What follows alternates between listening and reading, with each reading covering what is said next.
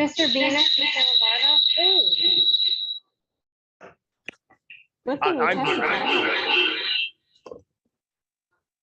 Kendra, I am here.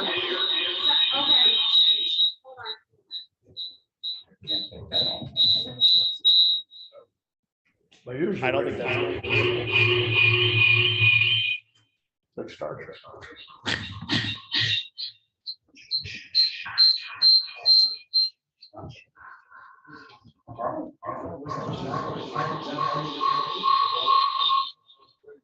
See that movie, Alien? Sounds like Alien, the movie. What's going on?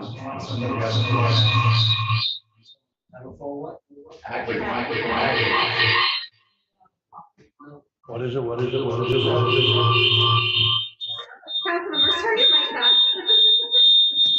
Hello.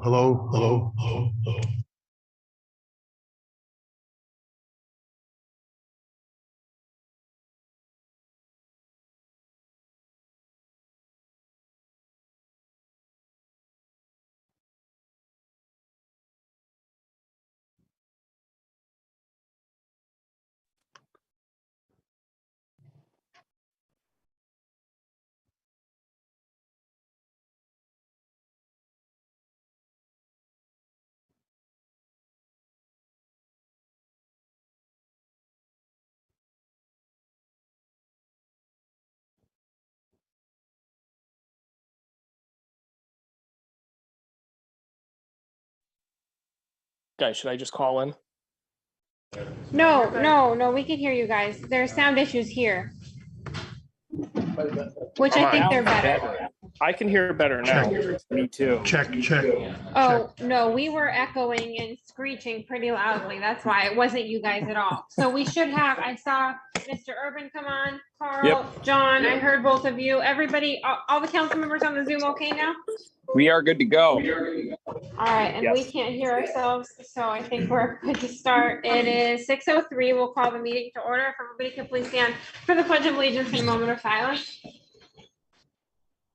Pledge allegiance to the flag of the United States of America and to the republic for which it stands, one nation, under God, indivisible, with liberty and justice for all.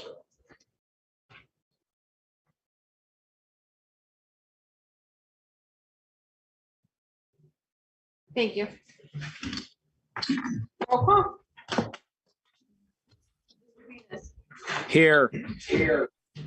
Lascavi. Here. Mr. Lombardo. Here. Mr. McDermott. Here. Mr. McGinley. Present. Mr. Mitchell. Here. Mr. Perry. Here. Mr. Thornton. Here. Mr. Urban. Here. Mr. Wilovich. Here. Ms. Bogues. Here. All present. Okay, any deletions? Do we have a motion to adopt the agenda? Second. All in favor? Aye. Abstentions? Opposed? Agenda is adopted. We have a public comment on voting session agenda items. I have 2 slips and they both say non-agenda. Anybody from the public that wishes to speak? Anybody here? No, if not, all right, Mr. Rabel, go ahead. Thank you, Madam Chair. This is Mark Rabel from Hazleton speaking. I want to address item number 5 on the Hazleton Public Transit. I would ask, as I did in previous meeting, to include Hazleton Can Do, Greater Hazleton Can Do, to lobby the state, since they lobbied Hazleton City to enact those 2 bus routes when the Humboldt Industrial Park was having construction of those warehouses from the beginning. So I would ask council to consider having Hazleton Can Do included in that, considering Mr. Perry and Manager Crocomo are ambassadors to the Hazleton Can Do Board of Directors. On number 6, I'm sure you all got my email as far as the home rule optional plan law section, where it limits the introduction of a government study commission when there's an ordinance, after an ordinance has been passed. So I think, and I agree with, I saw the article on the district attorney's, his opinion, and I agree with 90% of it, considering that I was affected in 2015 in my candidacy for county council, as he's been affected with his candidacy for district attorney. So and the law changed in his instance, and so the law changed in my instance. So I think I agree with him on 90%, but as far as how do you rescind the ordinance that you guys passed, that Mr. Wilovich has in terms of his amendment to the charter?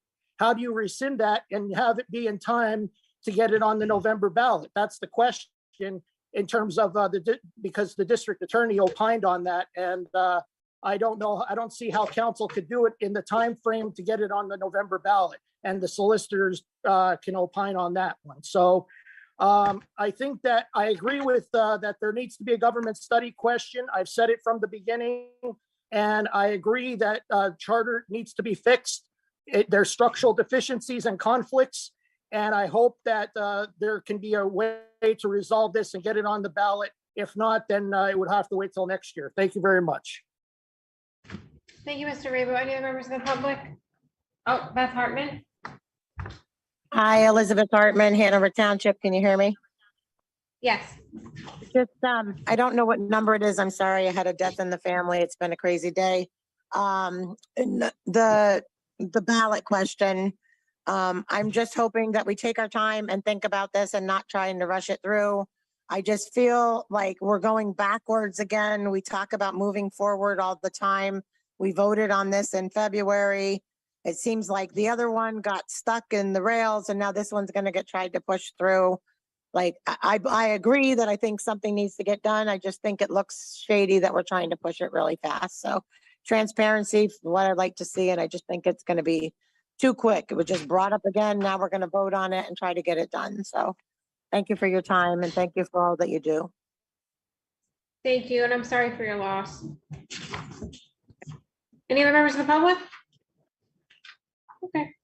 Motion to approve the minutes? Motion to approve the minutes. All in favor? Aye. Abstentions? Aye. Opposed? No. Are adopted. Moving on to number 1, motion to adopt a resolution to renew lease with Valley Aviation Incorporated for the Wilkes-Barre Valley Airport and provision of fixed base operator services. So moved. Second. It was Mr. Thornton and then I think Mr. Wilovich. Or Yes, Mr. Mr. Liscavige, I'm Scavenge. sorry. So we have first and a second, could roll call? Mr. Venus, Yes. Mr. LaScavitch, Yes. Mr. Lombardo, Yes. Ms. McDermott, Yes. Mr. McGinley, Yes. Mr. Mitchell, Yes. Mr. Perry, Yes. Mr. Thornton, Yes. Mr. Urban. Yes. Mr. Wilovich. Yes. Ms. Bowden. Yes. Unanimous. Motion passes. Number 2, motion to adopt resolution authorizing the use of American Rescue Plan Act funds on various Swimming Valley Airport improvements. So moved. Second. All right, we have first and second. It was Mr. Mitchell was the second. Mr. Liscavige was the first. Roll call? On the question. We're talking about, I believe, $6 million. Is that correct? Right. And when you look at the whole situation, first of all, we were doing the evaluation of different projects. We didn't have this information. It was late coming. We had requests from other parties that said, no, it's passed. You can't go back. We also, I felt, for a long time, we put money aside for eligible citizens and for small businesses. But my feeling was, and I think several other people feeling was, if indeed we got a tremendous response, we would allow other monies to be assigned there. And I think those are two groups that really need some help if indeed we have an overwhelming request. The other part, we're just a little bit over $7 million at this point in time. We all know that a lot of the submissions of budgets, et cetera, were based on estimates, bids that were developed long before the inflation period that we went through, et cetera. Many of those projects may come in over budget. I believe a lot of the county projects particularly may come in over budget. We will not have monies available if we go ahead and provide $6 million. I think at this point in time, good thing to do from the council's perspective, yes, they deserve money. I think they deserve to have funds in order to accomplish some of the projects that they have requested and the airport needs. But I don't think at this point we should give them $6 million and leave the council and the county with very little in reserve of ARPA funds. And I really think that, we could look at this later on when some of these projects get done and see what the monies look like and see what the actual expenses are versus the bids. I think if you go ahead and do this at this time, I think you're going to leave the county in a very bad financial position as far as the ARPA funds. Agree that the airport needs something, and I think we should provide something. But I think $6 million is a number that could be really a negative for the county.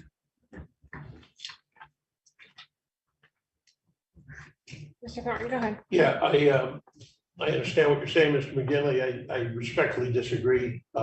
We've stated here a couple of times since about 14 months ago, Mr. Scavenge and myself, and more than I should say, that we were going to need about $6 million for that airport. We were all invited over there. Many of us took them up, and they had the big, fat, thick plans of all the information there, hundreds of pages of the proposed project. And it's actually a little more than 6 million. They're probably going to need closer to 7, especially because these plans were made up a couple of years back, and it's going to cost more. But the 6 million will go a long way to improving that airport. By the way, our county, that's county-owned asset. Our county has ignored that airport for about 40 years. We haven't put any money into that, very little, and it shows. And it's not just cosmetic. To comply with FAA regulations, these things need to be done. Holding out or delaying it could be extremely costly to the county because, as everybody knows, these projects have to be done by the end of 26, which is less than 2.5 years away. These projects over there are pretty major, construction of hangars and fuel tank systems and runways and paving. So I wouldn't suggest or I wouldn't support waiting or delaying any longer. But the 6 million was discussed several times at public meetings here for over 12 months now. And I remember a couple of times, Madam Chair, you responded saying, yes, we'll get to that. We'll get to that eventually. Mm-hmm. And so it was brought out here publicly without much opposition. I don't recall much opposition to the $6 million figure at that time. Thank you. Mm-hmm.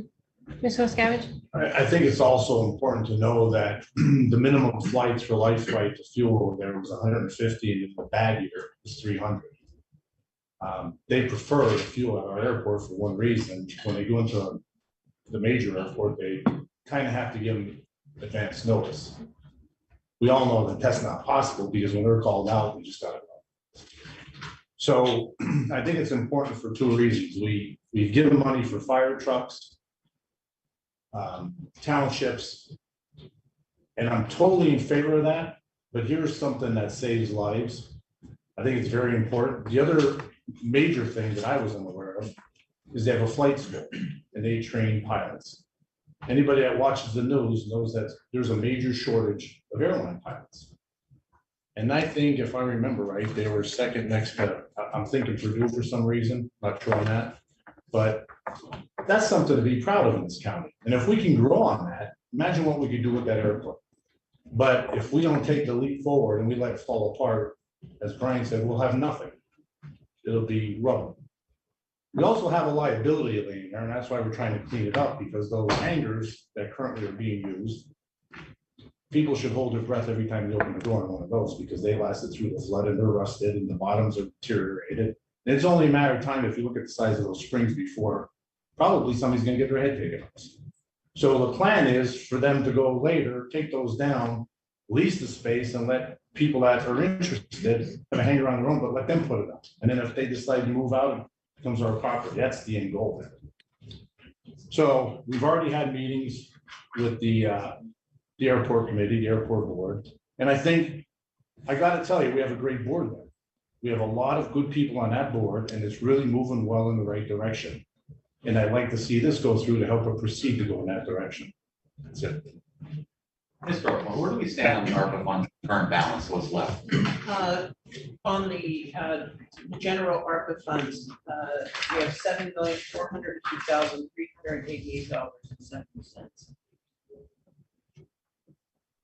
We also have interest, I don't know what that is, maybe Mr. Sweats does, or can give us a ballpark figure. And that has to be used as lost revenue, that can be used as lost revenue. Madam Chair. Hold on one second, Mr. Lombardo. Mr. Sweats, do you want to give the estimate? Yeah, so recently, since about January, we've been getting 5%. So we've been getting around 20 to 30,000 a month. Obviously, we've been sent money out. They've come to the office. Mr. Oakland's handed out these checks. So there is some money, but we're not talking millions of dollars, but we're not talking 10,000. So maybe at this point, there might be 70, 80,000, but I have to, that's just an estimate. Because again, we gave 60,000 away, but at that point, we're only giving 0.07%. So just as an estimate, around 30,000 a month, but I can have something for you. I can email you tomorrow or have it in the next presentation either. But just to give you an idea. Thank you. Mr. Wilovich, were you done? Yeah, I was done. Okay, go ahead, Mr. Lombardo. Okay, sorry about that.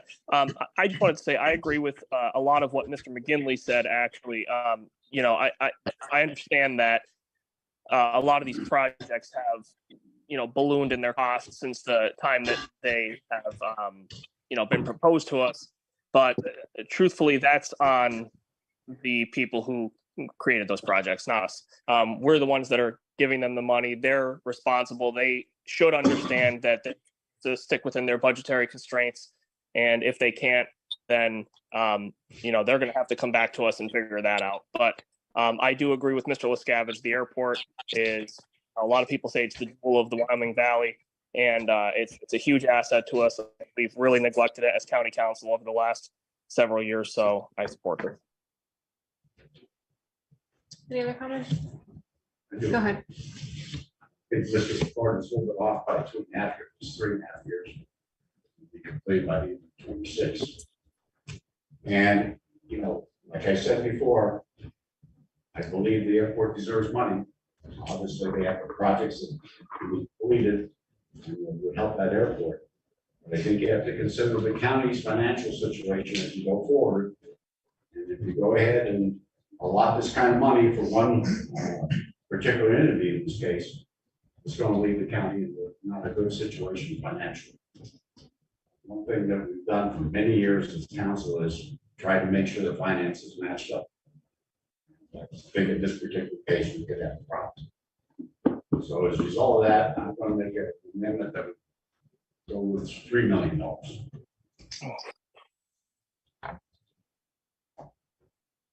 We have an amendment for 3 million. Is there a second? I'll second it. Second by Mr. Perry. Can we have a roll call on the amendment? Madam Chair, on the question. Sure, go ahead. So if this number changes, my only concern would be that nothing can get done. And then it's a loss all around. Do we have some insight on that? I mean, I believe I heard Mr. Thornton say that they're looking, it may actually take closer to 7. So I don't want us to get into a position where we don't give enough and nothing happens. Mr. Venus, I would assume it would be the same as when we cut funding for other ARPA applications. They would have to submit a revised budget. Ms. Kokomo, That's correct. Okay, Okay. All right. Thank you, Madam Chair. sure. Sorry. If you remember, they listed many of the projects and money. Yeah. assigned to us. Yeah, we have them. We have them in our packets on page 37. Mr. On Horton? the question on the amendment, I just want to remind everybody here that this county project, first of all, I always believe we should support our county-owned projects more so than the public, because we have to come up with money for county projects by raising taxes or otherwise. We don't want to do that. But this is the last county project in the line of many county projects we gave money to already. This is the last one. It's been waiting and waiting and waiting. And we were told we're going to get to it, And finally we get to it. And I just think it'd be a real shame to cut it in half. Thank you. Roll call on the amendment? Mr. LaScavitch, No. Mr. Lombardo, No. Ms. McDermott, No. Mr. McGinley, Yes. Mr. Mitchell, No. Mr. Perry, Yes. Mr. Thornton, No. Mr. No. Mr. Lovich, No. Mr. Venus, No. Ms. Vogt, No. 2 yes, 9 yeah. Amendment fails. Can we have a roll call on the original resolution? Mr. Lombardo, Yes. Ms. McDermott, Yes. Mr. McGinley, No. Mr. Mitchell, Yes. Mr. Perry, Yes. Mr. Thornton, Yes. Mr. Urban. Yes. Mr. Lovich. Yes. Mr. Venus, Yes. Mr. LaScavitch. Yes. Ms. Vogt. Yes. I'd also just make a comment. I'd like to request an updated agenda submittal for the record for this because it says that the Office of Law asks council to adopt this resolution and it should be the Department of Operations. It doesn't affect the resolution, but just for the record, please. Okay, we are moving on.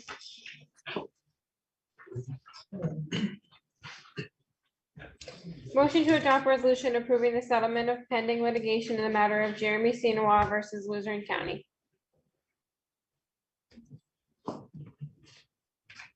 Motion. Motion by Mr. Lombardo. Do we have a Second. second by Mr. LaScavitch. Roll call. Ms. McDermott, Yes. Mr. McGinley, Yes. Mr. Perry, Yes. Mr. Mitchell, Yes. Mr. Thornton, No. Mr. Urban, No. Mr. Lovich, Yes. Mr. Venus, Yes. Mr. LaScavitch, Yes. Mr. Lombardo, Yes. Ms. Vogt. Yes. 9 yes, 2 no. Motion passes. Number 4, motion to introduce ordinance amending the capital plan budget for Luzerne County. So motion. Motion by Mr. Wilovich, second by Mr. McGinley, second. Roll call. Mr. McGinley, Yes. Mr. Mitchell, Yes. Mr. Perry, Yes. Mr. Thornton, Yes. Mr. Urban. Yes. Mr. Wilovich. Yes. Mr. Venus, Yes. Mr. LaScavitch, Yes. Mr. Lombardo, Yes. Ms. McDermott, Yes. Ms. Vogt. Yes. So that's an introduction, correct? Yes. Okay, that ordinance is introduced. Number 5, motion to approve letters to Schuylkill and Carbon counties regarding Hazleton Public Transit match. We'll do Carbon County first. Motion, Corbin County. We're gonna give you a second, Carl. Is that okay? Because Mr. Mitchell beat you? That works. Okay, sure. I'd like to make an amendment consistent with what Mr. Rabel suggested, that the only change in that letter that we incorporate CC, the Can-Do Corporation. Do we have a second? Mr. Perry did. Roll call on the amendment? Mr. Mitchell, Yes. Mr. Perry, Yes. Mr. Thornton, Yes. Mr. Urban. Yes. Mr. Wilovich. Yes. Mr. Venus, Yes. Mr. LaScavitch. Yes. Mr. Lombardo, Yes. Ms. McDermott. Yes. Mr. McGinley, I don't know why we're doing this.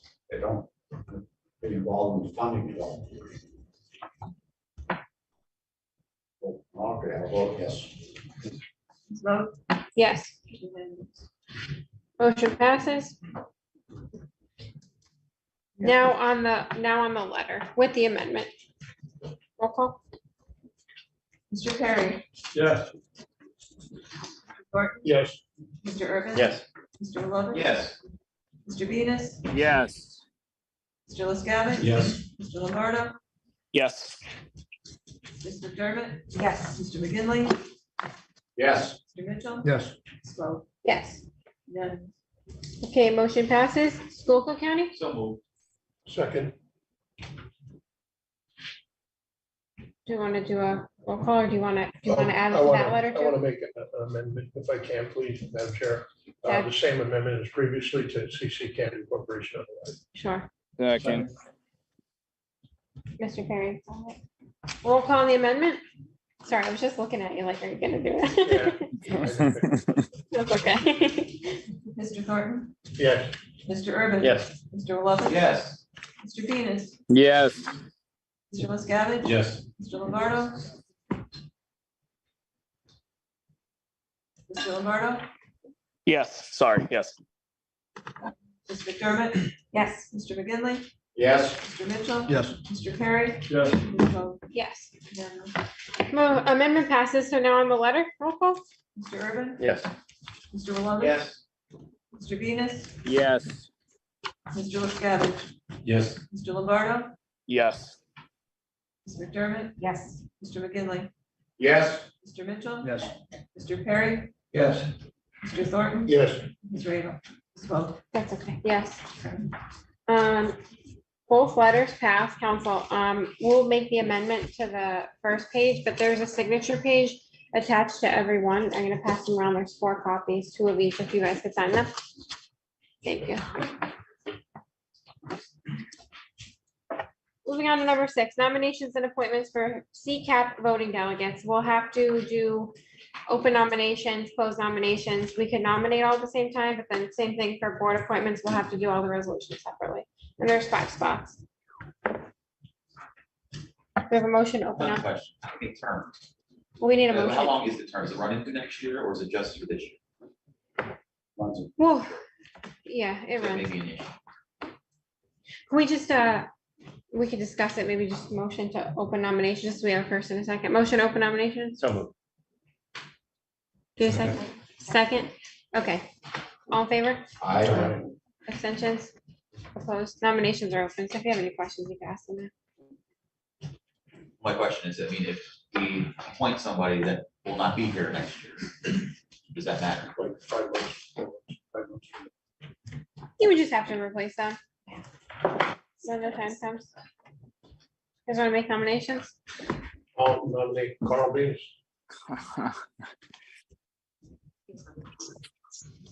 Any, a second? Second. Okay. Any other nominations? Second. Anybody else? We need 5. Brian Thornton. Second. I nominate Matt Mitchell. We have one more. One more. I'd like to nominate. Ms. Venus, second.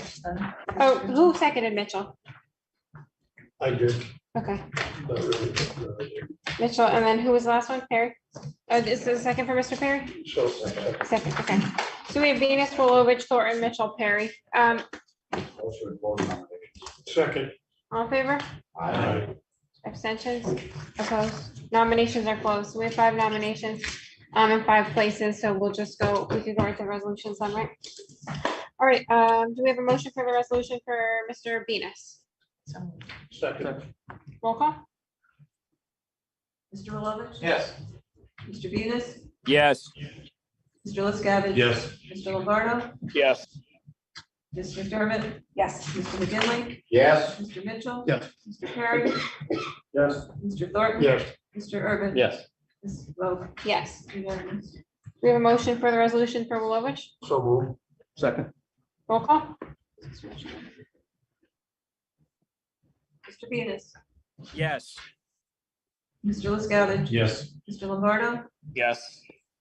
Ms. McDermott. Yes. Mr. McGinley, Yes. Mr. Mitchell. Yes. Mr. Perry, Yes. Mr. Thornton, Yes. Mr. Urban. Yes. Mr. Lovett. Yes. Ms. Vogt. Yes. Unanimous. Motion for Thornton? Second. Roll call? Mr. LaScavitch. Yes. Mr. Lombardo, Yes. Ms. McDermott. Yes. Mr. McGinley, Yes. Mr. Mitchell. Yes. Mr. Perry, Yes. Mr. Thornton, Yes. Mr. Urban. Yes. Mr. Lovett, Yes. Mr. Venus, Yes. Ms. Vogt. Yes. Unanimous. Motion passes. Motion for Mitchell? So Second. Roll call? Mr. Lombardo, Yes. Ms. McDermott, Yes.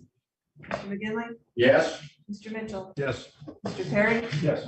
Mr. Thornton. Yes. Mr. Urban. Yes. Mr. Lovett. Yes. Mr. Venus, Yes. Mr. LaScavitch. Yes. Ms. Swope. Yes. Unanimous. Motion passes. Motion for Perry. Motion. Second. Roll call. Ms. McDermott. Yes. Mr. McGinley, Yes. Mr. Mitchell. Yes. Mr. Perry. Yes. Mr. Thornton. Yes. Mr. Urban. Yes. Mr. Lovett. Yes. Mr. Venus, Yes. Mr. LaScavitch. Yes. Mr. Lombardo. Yes. Ms. Swope. Yes. Okay, motion passes. So the delegates are Mr. Venus, Wilovich, Mr. Thornton, Mr. Mitchell, Mr. Perry. Congratulations. Number 7, motion to introduce ordinance placing a government study commission question on the November 7th general election ballot and designating the number of members to serve on said commission. Just so the public is aware, I believe the resolution has 7 members listed because it says we have to do that. Is your motion? Is there a motion? Oh, so moved. I'll second it. Okay, motion by Mrs. McDermott, second by Mr. Thornton. Roll call. This is a On motion. the question, Yeah, yes. there's been a lot of discussion about what can be done, what can't be done. We have a question already that's been submitted to the Board of Elections. Read the information from the state, we can't put a second thing on while that's there. What has been the result of all this discussion? Does the Office of Law want to speak to that? Not in public, unless we want to go back to a executive session. It's a confidential attorney-client memo that we issued today. I'm fine with going to executive session. Council received the memo. I think if you want to make a motion to go to executive session, we can, but I think everybody here received the memo. Maybe have time to read it, sent later. Yeah. I make a motion, we have an executive session. I'll say. Roll call. Mr. McGinley, Yes. Mr. Mitchell, Yes. Mr. Perry, Yes. Mr. Thornton, No. Mr. Urban. Yes. Mr. Lovett. Yes. Mr. Venus, Yes. Mr. LaScavitch, Yes. Mr. Lombardo, Yes. Ms. McDermott, Yes. Ms. Swope. If everybody wants one, yes. We have an issue. We don't have the link.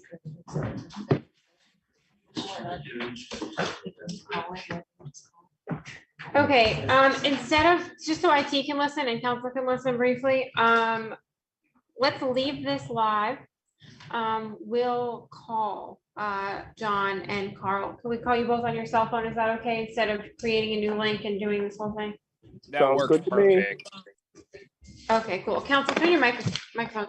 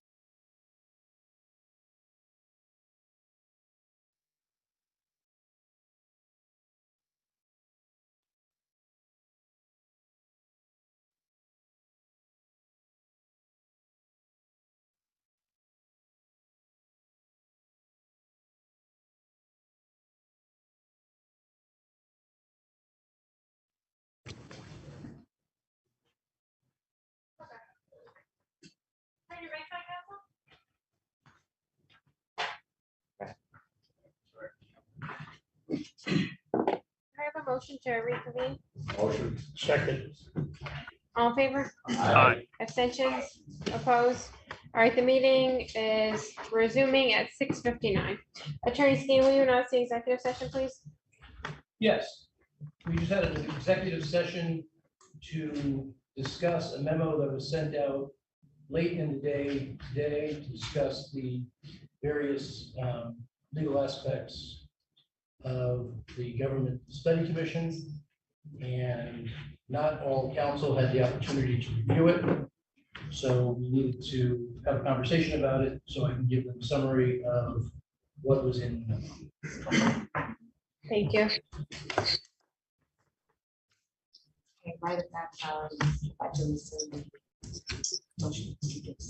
Okay, we have a motion to rescind the motion to introduce the ordinance placing government study commission on the ballot. Motion to- Yeah, she withdraw. Were you okay to pull your second? Right, I'm okay to pull the second Okay, on the original for the executive session. okay. So number 7, that motion fails for lack of a motion. You know, okay, should we make a motion? No, she rescinded, you rescinded. Okay. Oh. All right, we now have public comments. I have 2 slips. Tammy Barber. Ready for you. Okay.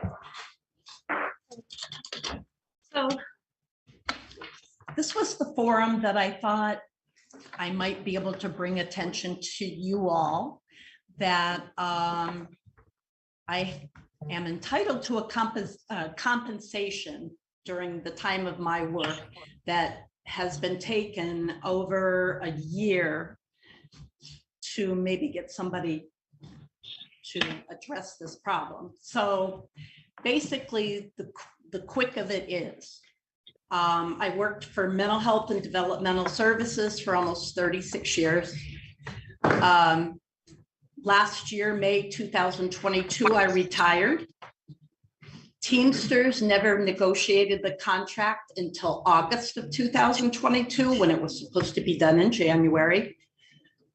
Therefore, while I was working from January to May, I should have received compensation from that negotiation, or from that contract that was negotiated. I have tried to contact Teamsters. They do not return my call. I went there in person. Scott is not there when I go there. I wrote my first letter to Mr. Sweats when he was the acting county manager, hoping for some kind of answer, because mental health and developmental services, the fiscal department said, they have all the figures sitting there waiting for them to be given the authority to pay people that work during that time. I don't know how many other retirees that affects. I know I'm the one that definitely has not been compensated. After Mr. Sweats, I never received any kind of information back from him. I also contacted, I think I sent a letter to you, Kendra, not really, I guess, understanding what your role is. I know you're a fiscal chairperson, but I thought when you read this letter, you might be able to give me some kind of information.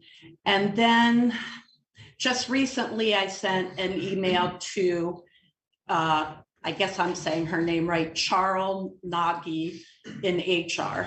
And that's a last ditch effort. But I thought by bringing this to your attention that maybe somehow I could get some information regarding this problem.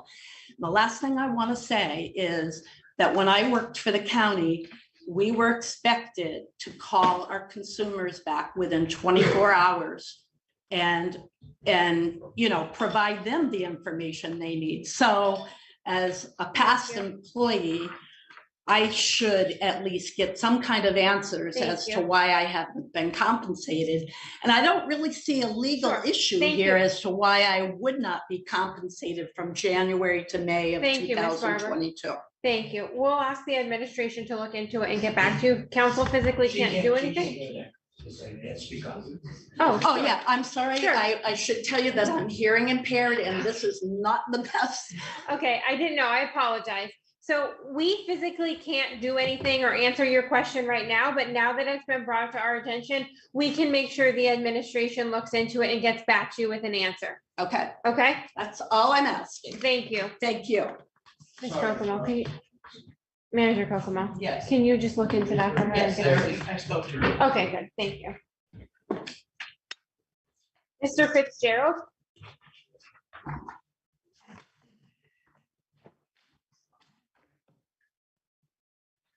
Fully on subject from today's topics. I had the distinct pleasure of being a member of the Prison Society. I have been volunteering in different jails and I had the distinct pleasure of touring in the last few weeks, Lackawanna County and Luzerne County. I just have to say thank you to the warden and the deputy warden and the whole staff. They accommodated us beautifully and we got a good tour.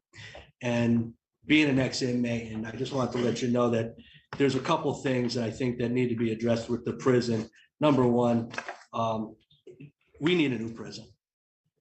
I have been, during my incarceration, I was in Monroe, Lackawanna, Wilkes-Barre, the penitentiary, McKean, medium high, Schuylkill, Atlanta Penitentiary, El Reno, Texarkana, El Reno back again, Lewisburg, Allentown, and Allentown Camp.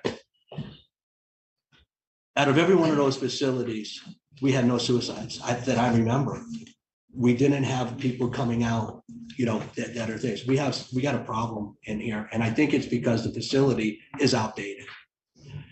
I would rather do a year in any one of those facilities than a couple months there. It's stressful. There's no movement. There's no air. The task of the warden and deputy warden and the staff, the mental facility and the nurses, they can't accomplish what they're asked to accomplish. It's a ticking time bomb, as we know. We keep on having lawsuits against us. We have to stop kicking the can down the road. We have to figure out, maybe we should just level the airport and the doctors and the lawyers don't. We could have a hub for the helicopter for refueling. Let's put the prison there. Something. I mean, I'd rather give the money to the prison than some doctors and lawyers so they could fly their fancy planes where it's less than 1% of the population get a benefit out of that airport. During the tour, I could see why a lot of people, there's a lot of turnover with staff because they sit in the same place and they have to watch the same stuff. I would go stir crazy. I commend them on showing up every day. The inmates, it's not conducive to a sane situation there. So we're just gonna keep on having issues. I think some of the issues is also that they're cumbersome with some of their work. I am also a bail bondsman. I go into that jail almost every day in the morning. I see the commitment list. 60% of the commitment list is capias. If anybody's familiar with that, there's a warrant for arrest. Out of that capias, 80% of them get released a day or two later.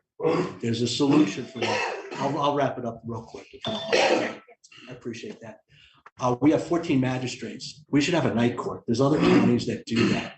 So instead of having them go into intake and all that, we could bounce them a lot quicker, less expenses to the county, but we got to work with the court administration. All right. Ramilda, I'm going to have a whole detailed thing of some objections. I'll get it to you in council. Thank you, Mr. Fitzgerald. Any other members of the public? Okay, we have two on the Zoom. Ms. Hartman? Hi, Elizabeth Hartman, Hanover Township. Just to go into your next session, because I'm not going to stay on the line. I need to deal with my children. So you're going to discuss income, the money for citizens from the ARPA money in that meeting. All the money that we're giving to citizens now, it seems to be running through CEO. So it's for low income. What about the middle income people in our county? Like, what are they getting? I saw an article today where they're talking about redoing all the courtrooms and adding this and that in the courtrooms and like, and then today the $6 billion for the airport, like AJ said, 1% of the county uses it, the rich folks that have airplanes and stuff. So like, I'm wondering what we're doing for the middle class of Luzerne County with this money. We're gonna do pen paste windows, we're gonna do, the courtrooms, a flood comes and it's all gone. We're not looking at the river.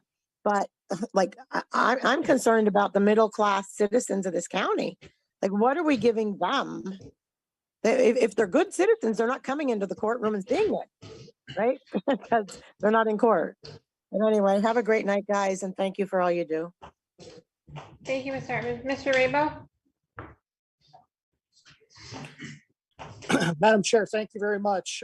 First of all, I would like to thank council and the solicitors for their wise decision in rescinding the ordinance, because as we all know, the law is not optional. It's the law for a reason.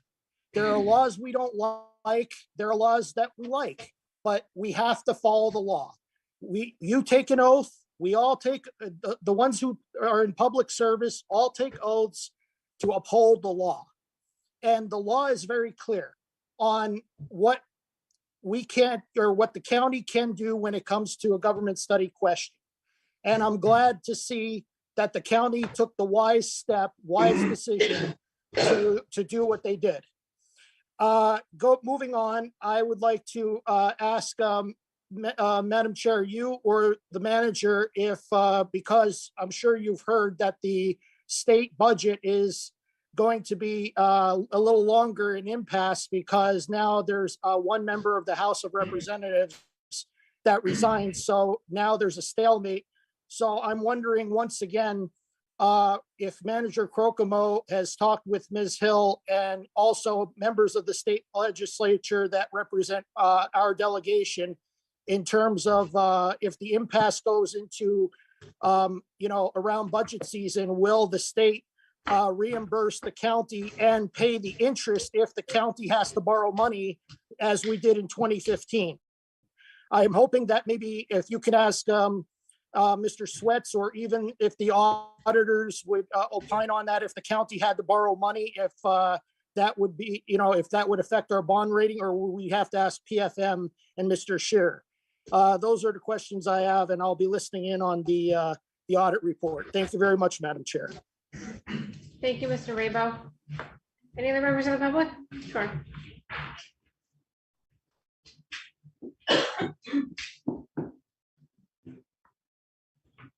Jamie Walsh, Frost Township. So if our county bylaws state that we are not allowed to change the structure of our government without a government study commission, then where was the Office of Law then to tell you all it can't be done with Mr. Wolovich's proposal that passed? That's changing the structure of county government. And so that can't be done without a government study commission. So it's backwards, in my opinion. So I'm asking council, could you consider rescinding Mr. Wolovich's proposal and adopting what you were going to vote on tonight, so we could do it in the correct manner? There's 67 counties here in this state, and there's only 7 home rule. It was a test. It's time to do a government study commission to see if the test worked, or if the test option worked, if it's better than a commissioner style government, if it's not better. But just changing the structure of the government without a government study commission is against our bylaws. So I just want to know where Attorney Skeen was back when the decision was made, and why he didn't go in executive session for that. Because it should have, at that point in time, it would have been smart to go in there and say, hey, really, the bylaws call for a government study commission to be done before a structural change to the government can be made. But that didn't happen.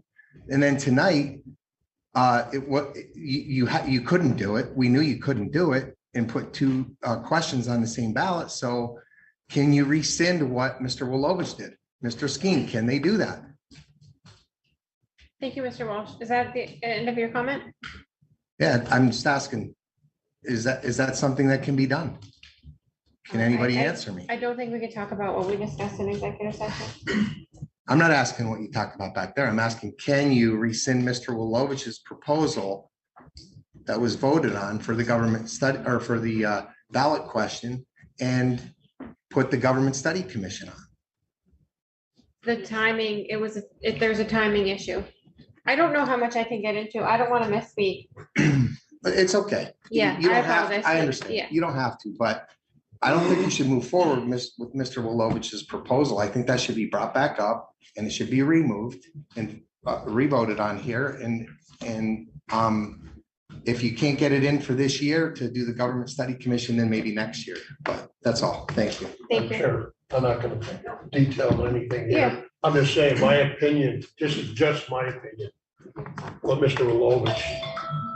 Wilovich suggested was not a structural change to the government. That's my opinion, that's all. Okay, thank you. Any other members of the public? Okay, Drew, Second, all in favor? Aye. Abstentions? Opposed? All right, 7:14. Can we start at 7:20? 5 minutes, okay? that's it, yeah. 15. Turn your mics on. Thank you.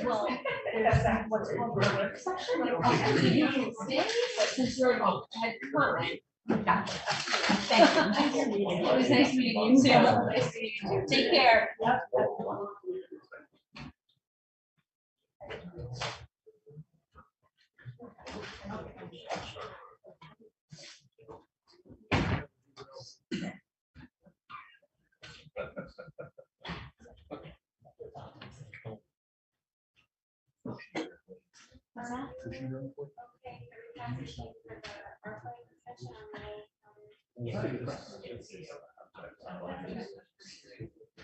I'll pass it over to you, and then, the weather report of mine, what about the amendments, Alderman? I don't know, I'll just leave it, I'm not saying I know, because we don't sit there. It's okay.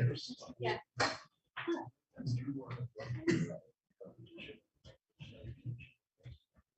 Is that allowed? That's just to be working for 3 months. So I want to come hang out with you guys some more.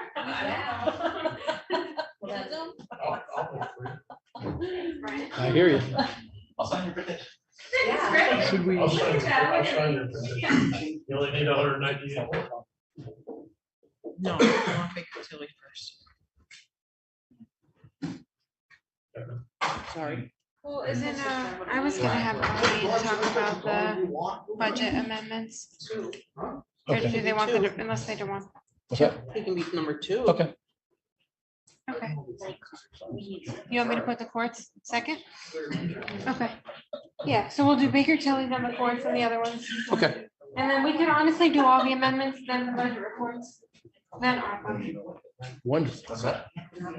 It sounds like a quick. Yes, I can.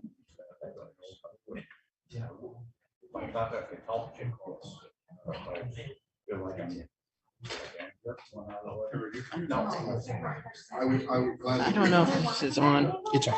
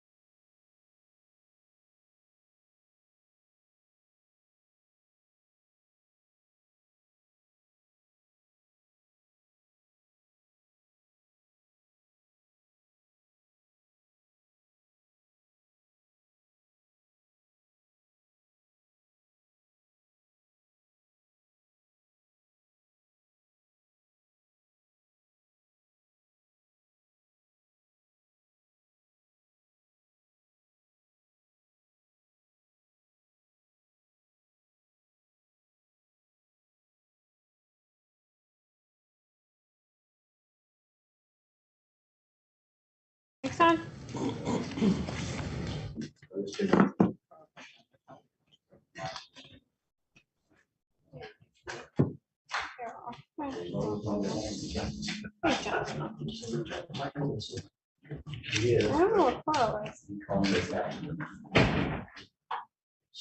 Carl, John, are you guys on?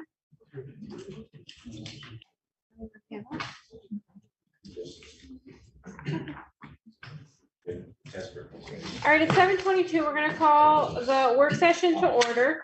We already did the Pledge of Allegiance in a moment of silence. Can we have a roll call, please? Mr. Venus. Mr. LaScavitch. Here. Mr. Lombardo. Ms. McDermott. Here. Mr. McGinley. Present. Mr. Mitchell. Here. Mr. Perry. Mr. Thornton. Here. Mr. Urban. Here. Mr. Willoughby. Here. Ms. Vogt. Here. 9 of 11. Okay, we're gonna do a little rearranging. We're gonna keep the audit presentation at number 1. We're going to put, if we could, let's see, number 5 to number 2. And then we'll just do 3, 4. We'll put 2 at the end, and then number 6 will be number 6. Also approve the agenda as submitted. Second. All in favor? Aye. Abstentions? Opposed? Agenda's adopted. Number 1 is the audit presentation. Baker Tilly is here with Mr. McGinley. Do you want to give a little introduction since you're the? Adam? Yeah. No, I give him a little introduction. Okay. First time we've seen him for a while. You see him on that screen over there. Yeah. Adam Hartzell's been here with us. The lady on the screen is Andrea. She's the principal, I think is a proper term, partner.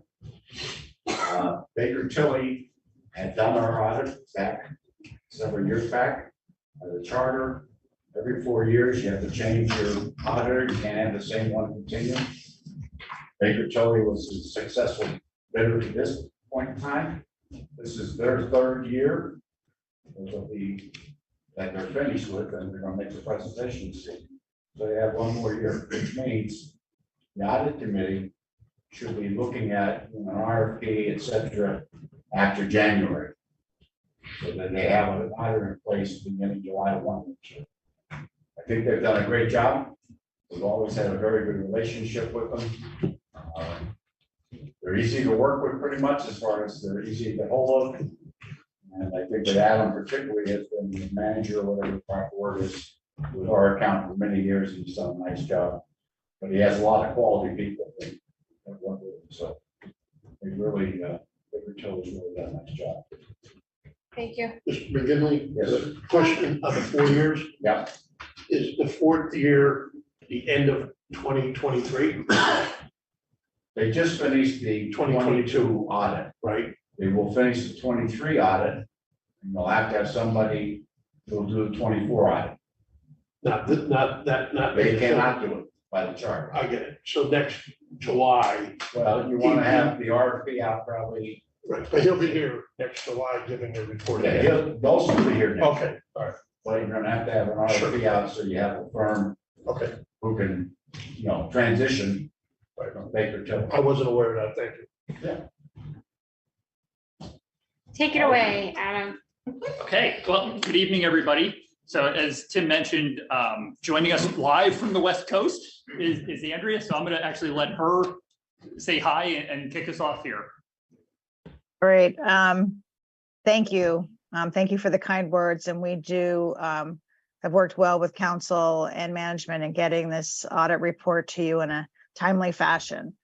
And so we did issue an unmodified opinion on June 29th this year. So we met the deadline. That's at the highest level of assurance that we can give to you. And you'll see the disclosures included in your report are also audited, included in accordance with government standards. You are required to include a management's discussion and analysis, and that is also included in your report. And I encourage you to read that. It walks through really the changes from 21 to 22 and gives you a summary of what happened in the county during 2022. Adam, I'm going to pass it over to Adam. He's going to go through our responsibilities and then the results of our audit. as we spoke with you about in the planning session, now we come back and report on the results and and I can say overall, we had really great cooperation from management and appreciate everyone's help at the county. So Adam? Okay, so I'm only going to take about the next 3. I'm just kidding.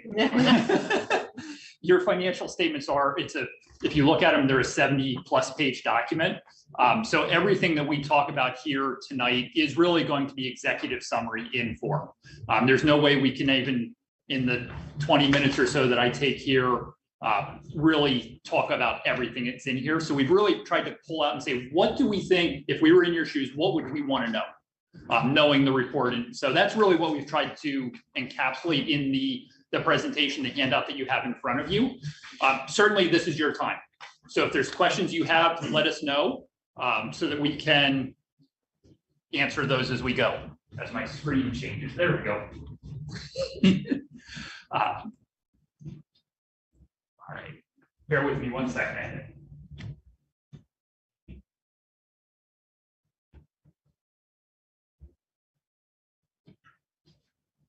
My screen changed, so I lost my notes. So the first couple of slides here, and I'm starting on slide 5, really walks through what are our responsibilities in the audit. Our responsibility, as Andrea mentioned, is to gather evidence to support the opinion that we provide on your financial statements. And the opinion that we provide, if you read the actual auditor's opinion, says that in our opinion, the financial in all material respects. So what does that mean? That's what we call reasonable assurance. It's not absolute assurance. It doesn't mean that every number is 100% perfect down to the last penny. For an auditor to do that, they'd essentially have to have a team of people on site every day your doors are open, looking at transactions in real time. Eventually, the audit profession may get there. As we start thinking about big data and AI and all of those, our systems talking to your systems, and that may be the reality as we move into the future. That's not where we're at today. Where we're at today is this reasonable assurance in that a knowledge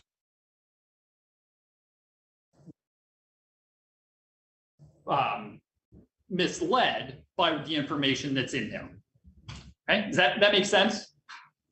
As we go through the audit, we look at the organization, we look at the transactions, we look at the funding streams, and we ask ourselves the question of, we identify that, then we are required to design and perform a specific procedure to address that risk. There are some standard risks that our profession tells us are inherent in every organization. One of those being the risk of management override of controls. You could have the most perfect system of internal controls known to man, but if management can kind of come over here and say, yeah, we're not doing that for this transaction, and kind of bypass it, that's what that management override of controls looks like.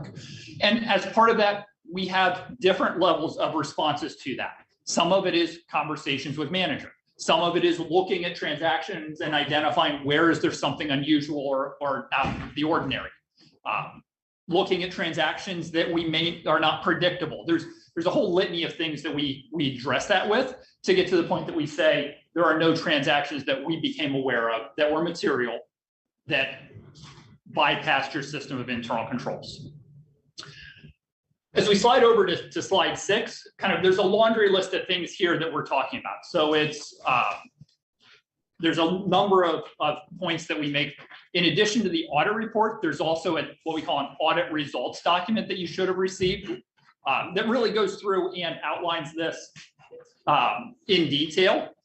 And so I would encourage you to take a look at that. And really on this listing, from an internal control matters standpoint, we'll talk about that. I have some slides at the very end of the presentation that will talk specifically about that.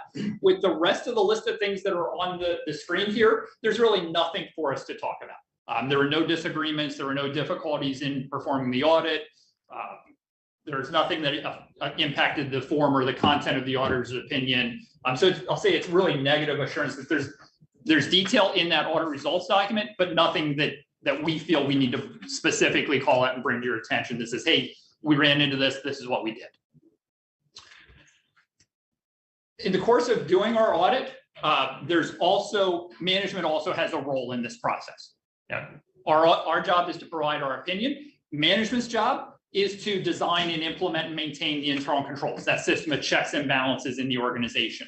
Management's role is to record all of the transactions, maintain the supporting documentation, put it all together in the form of a financial statement. Management's responsible for adopting accounting standards, accounting pronouncements, accounting policies. So it's not just the auditor coming and doing the work. We have to rely on management as well, because they have a role in this process.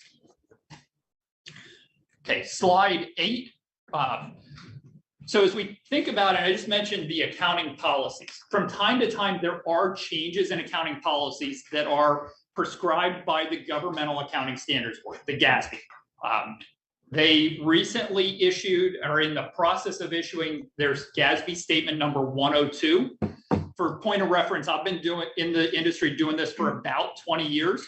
When I came in 20 years ago, they had just issued and we were implementing statement number 34.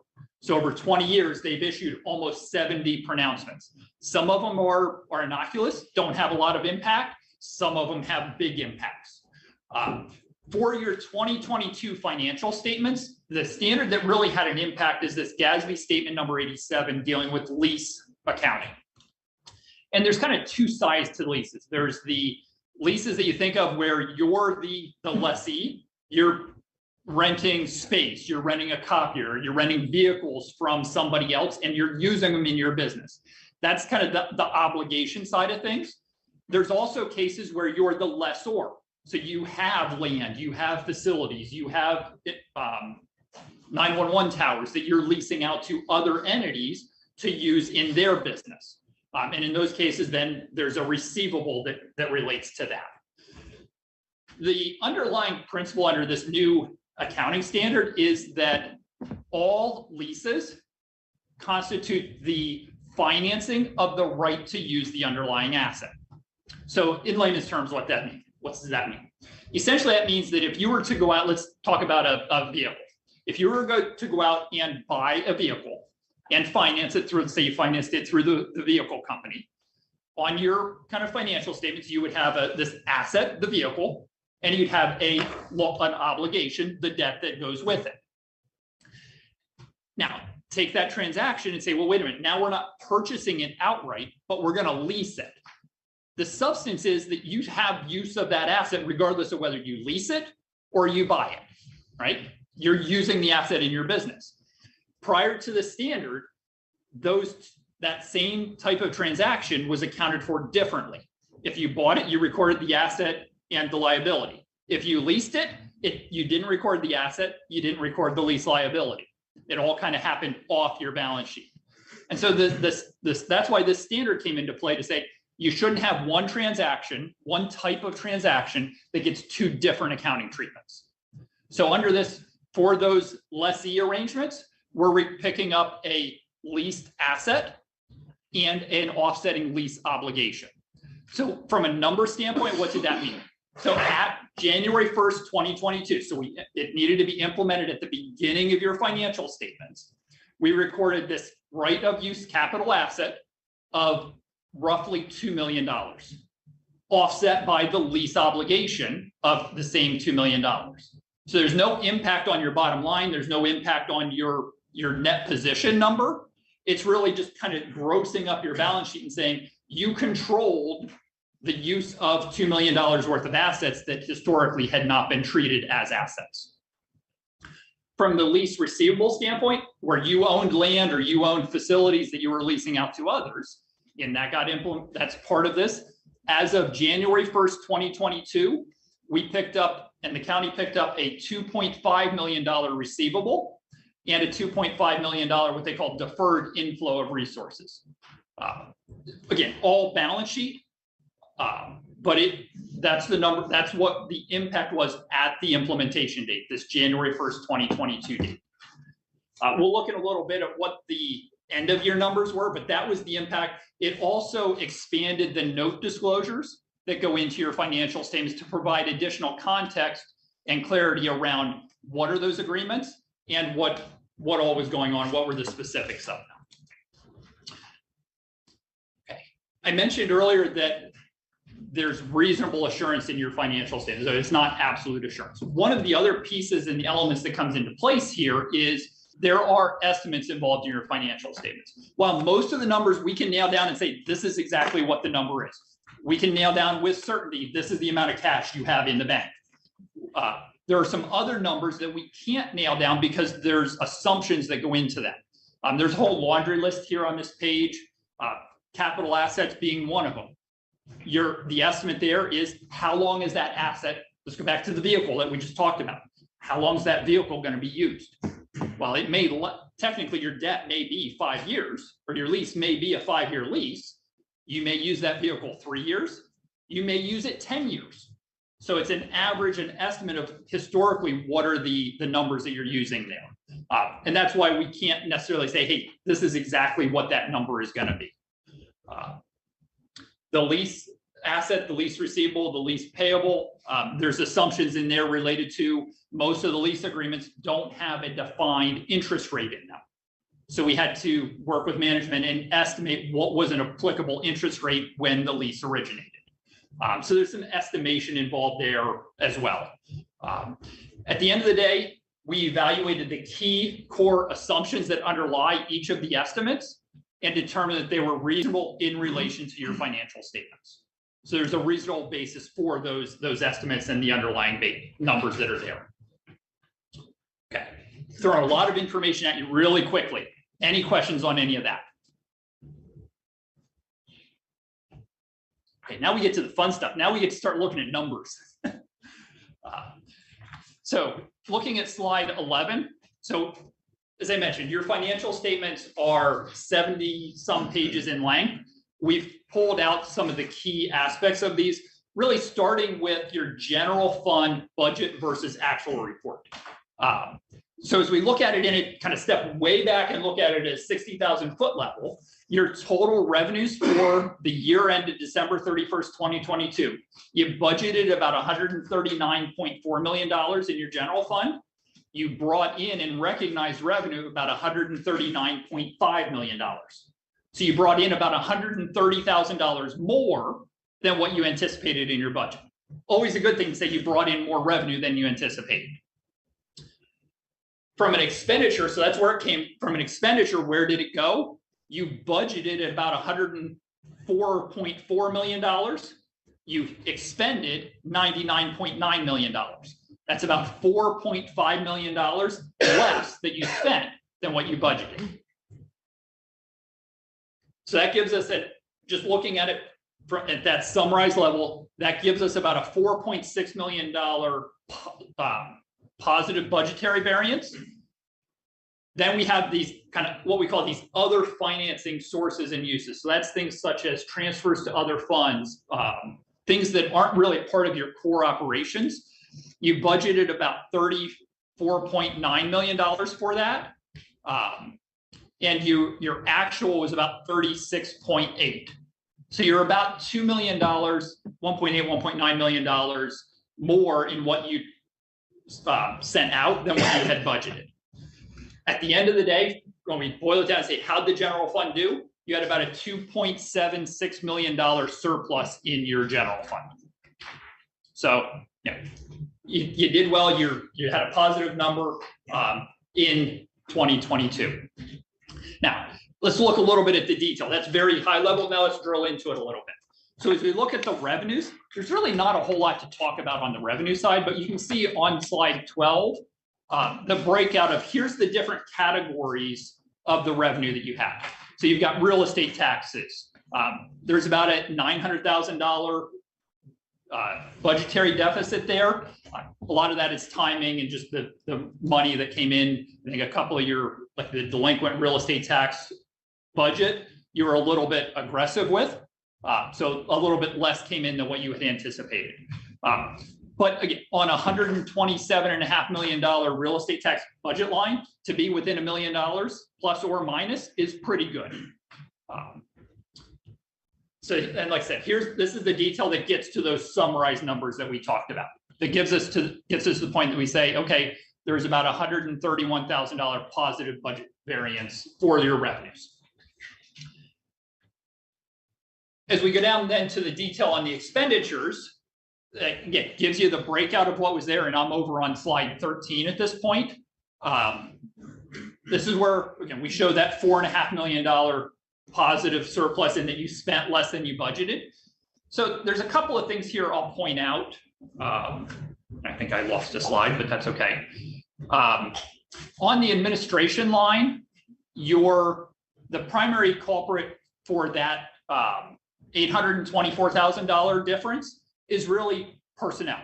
And that you're going to see over the next couple of comments that I make, a lot of my comments are going to be centered around salaries and wages and benefits, in that you budgeted for open positions that were not filled during the year. Or you had people that left, and so there were open positions that were there during the year that you had anticipated were going to be filled. You didn't have the corresponding people in those roles to actually incur those expenditures. That was the lion's share of the administration line. Same thing with the judicial. Judicial was about $900,000 less, so you see pretty close there. Corrections, your total corrections difference was about $1.3 million less. Of that, about $600,000 is directly attributable to salaries and wages. And then the rest of that difference, there's really a lot of different individual line items that didn't add up to anything individually that was significant. It's just there's so much going on there that a little swing here, a little swing here adds up to the difference that's there. On the general government other line, so this we're showing a $1.6 million surplus in that line. There's two things. Salaries and benefits definitely fit in there. It was about $125,000. The other bigger piece in that line is typically the county budgets for a contingency reserve. Kind of a, hey, we don't know what all is going to come in. We want to make sure we have a little bit of a cushion. That fits in this general government other line. For your December 31st, 2022, that was about $1.2 million. In your budget, nothing was spent out of that contingency reserve line item. So that's the lion's share of the 1.6 is that 1.2 contingency reserve. Okay. The rest of the differences, public safety, public works, health and human service, intergovernmental, capital outlay, we're all very close to actual to budget. We're very close. So not a whole lot to talk about in those lines.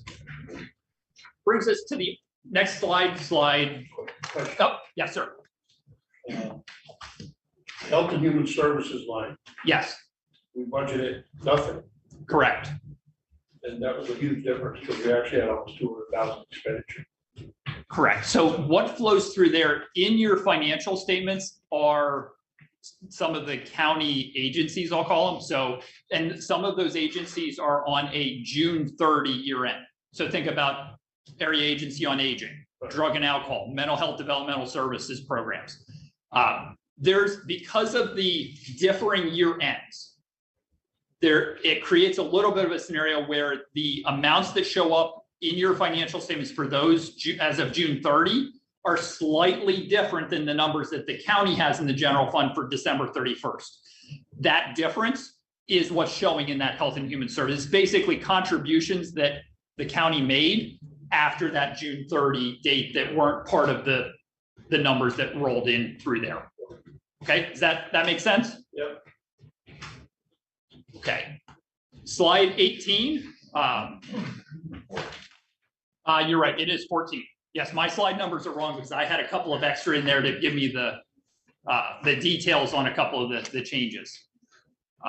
Thank you, Tim. I'll have to remember to drop 4 from my numbers. So this is the other financing sources and uses. These are kind of things that aren't necessarily true operations within your general fund. It's things such as when you sell an asset, you get money in for it. It's not really part of it's an inflow, but it's not part of your general operations.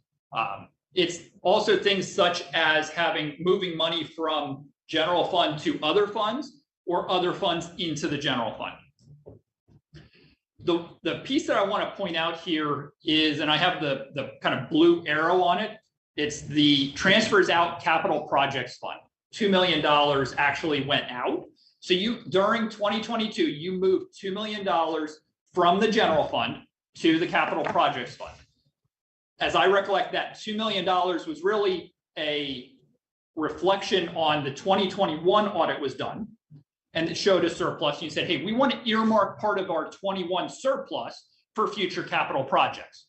Now, when you did your 2022 budget, you didn't know where the general fund was going to end up, so you didn't have anything in there to say, hey, we're going to move money to the capital projects fund.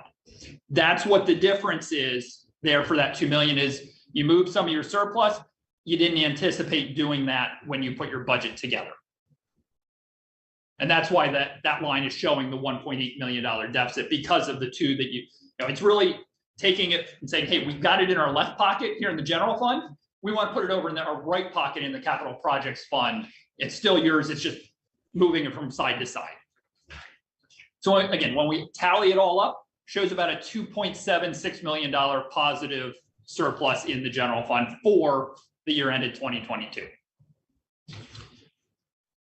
Okay. The next couple of slides here then really get into this concept of fund balance.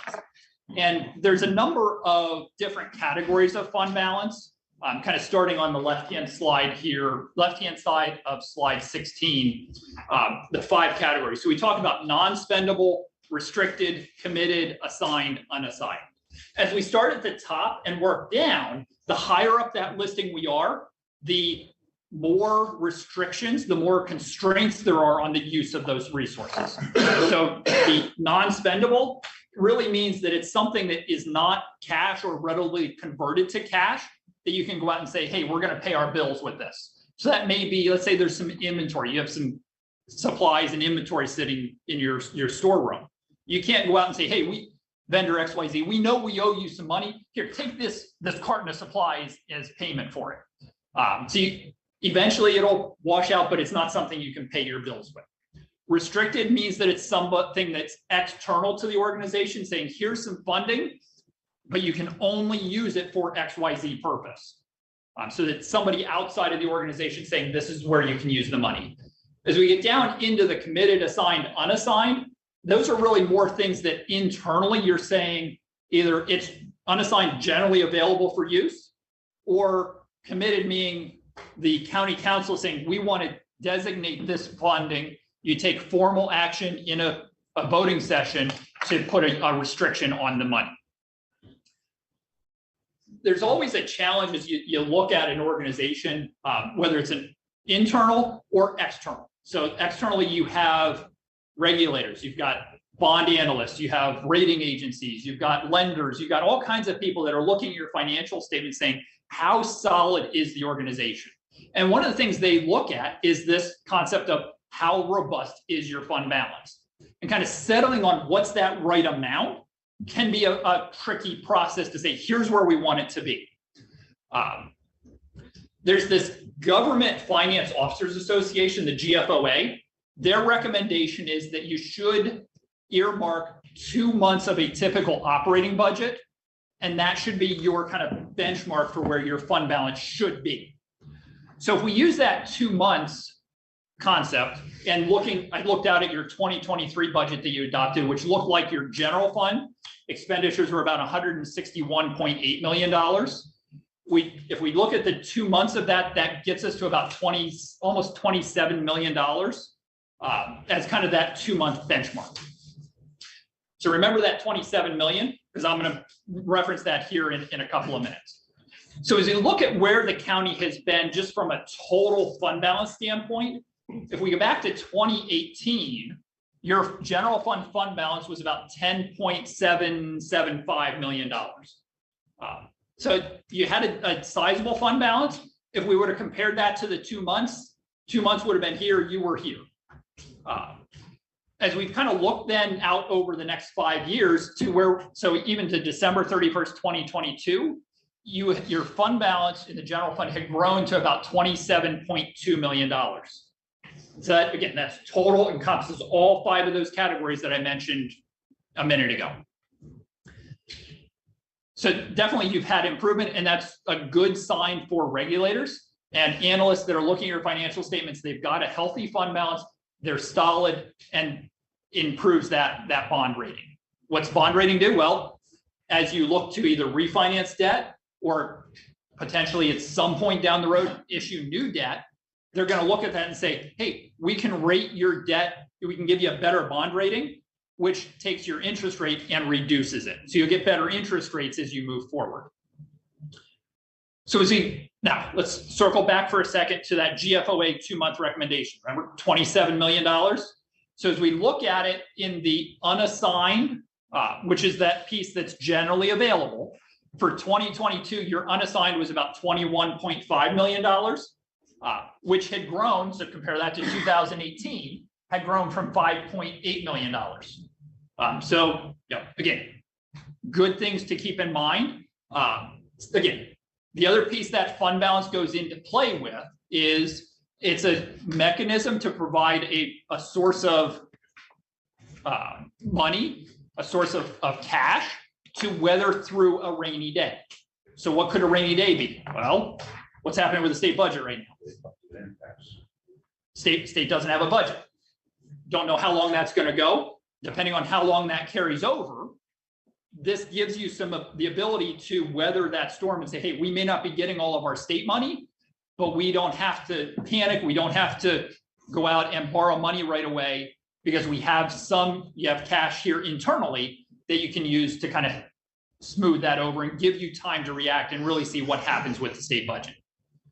And there's other kind of rainy day scenarios that you can think of that come up that, this just gives you that cushion to say, hey, we don't need the money right now to make payroll. We don't have to make a knee-jerk reaction that may not be in the best interest of the county. Okay, so as we step back now and look at the county as a whole, and this is very summarized on slide 19, Tim? 19. Hey, I can do math in my head sometimes. That's a good sign. It is, isn't it? Who said auditors don't have a sense of humor? Well, they obviously never met me.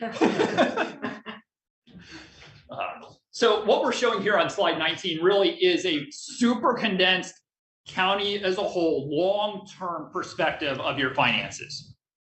About halfway down the page, there's a line that says total assets and deferred outflows of resources. For the year at December 31st, 2022, it's $452.5 million. Compare that December 31st, 2021, where it was $356.6 million. That's an increase of almost $96 million. Wow. So what's going into that? So there's a couple of pieces to that. One big piece, 2022, you got payment number 2 under the American Rescue Plan, $56+ million that came in. 2021, you had $56 million that you got payment number 1 under the ARPA funding. So that's a big piece of it. Out of that $112-ish million that you got, as of December 31st, 2022, you had spent approximately $4 million. The other $108 million is sitting in that current assets, it's cash. That's a big reason for why that current and other assets is up. Point number 2 for why our assets up $96 million. 2022, the state finalized part of the tobacco settlement agreements and started to distribute some of the funding. As looking at that, because the payment stream is known over the next 18 periods, and I think this is tranche 1 as I understand it, we're starting to hear some information on tranche 2 coming, there's 5 additional pharmaceutical companies that are in tranche 2. As we look and take and say, what in today's dollars, what would that tobacco settlement number be over the next 18 periods? That was approximately $19 million in today's dollars. That was recorded as a receivable on this long-term perspective financial statement that we're talking about. So you couple the 56 with the 19, that is the majority of that $96 million increase. Flowing down the page a little bit more, 3 lines under the total assets gets us to our total liability number. December 31st, 2022, $456 million. December 31st, 2021, $378 million. Couple of things to point out here. So one, included in those numbers is the county's, what we'll call the net pension liability number. So the county has a single employer defined, or no, sorry, it's a multi-employer defined benefit pension plan that you offer. So it's the county and the Wilkes-Barre Scranton International Airport are the two employers in there. We'll talk specifically about that in a couple of slides, but under the accounting for that plan, you have an actuary involved who estimates and says for all of your current active employees and your current retirees, if you run them out to your current employees out through their retirement and then out through their ultimate passing, assuming you hire nobody new as of December 31st, 2022, your total anticipated cash outflow for benefits would be X number. I'll give you that number in a couple of minutes. I don't remember all of it off the top of my head. They compare that number with how much do you have set aside in assets in that plan? And then that difference between those two numbers is that net pension liability. As we think about the investment market, December 31st, 2021, what was the market doing? It was going bonkers, right? Market was way up here. What happened in 2022? It was kind of all over the map. And so as we look at the investments, the market actually contracted a little bit from December 31st, 2021 to December 31st, 2022. Your net pension liability increased $51.4 million. Now so let me clarify that. That is not a check you have to write tomorrow.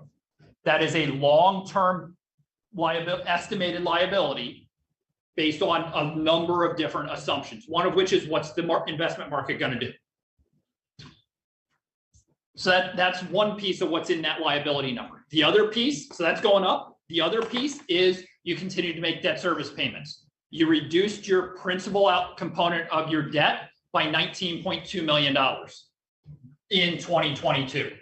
So you net those two together, and that gives us the majority of the difference in the total liability number.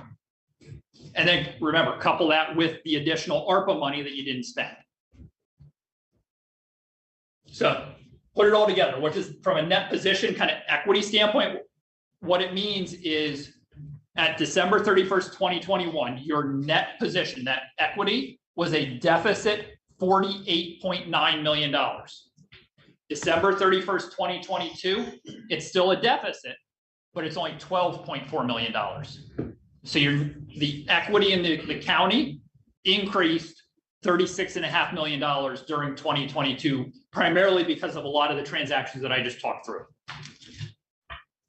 I just want to verify something. The pension liability of 51 million sounds, like a huge number. However, large part of that is based on the market didn't perform well in 2022. And so that number will be greatly reduced if and when the market returns back up and our investments in the pension plan return. So far this year to date, the Dow Jones went from 33,200 to 35,500 where it is now. So it's up almost 10% already. So that number, if it continues for the rest of the year, that 51 million would be, I think, substantially reduced. So that 51 million, so yes, to your point, yes, absolutely. It's a moving target because a big piece because of the market. The 51, just to clarify, the 51 million that I have listed there, that is the change in the net pension liability. Right. That's not the total net pension liability. I'll give you that number in a minute. Okay. But yes, the comment you made is absolutely correct. Okay. Yeah, I don't want to be scared. Yes. And that's why I tried to say that's not something you have to write a check for tomorrow. Where you're gonna see that is you're gonna write the checks over the next 100 years individually every month to your retirees. That's the piece that you're gonna see is the outflow. Not this $50 million or the 100 and some odd million dollars that I'm going to talk about in a couple of slides. Okay.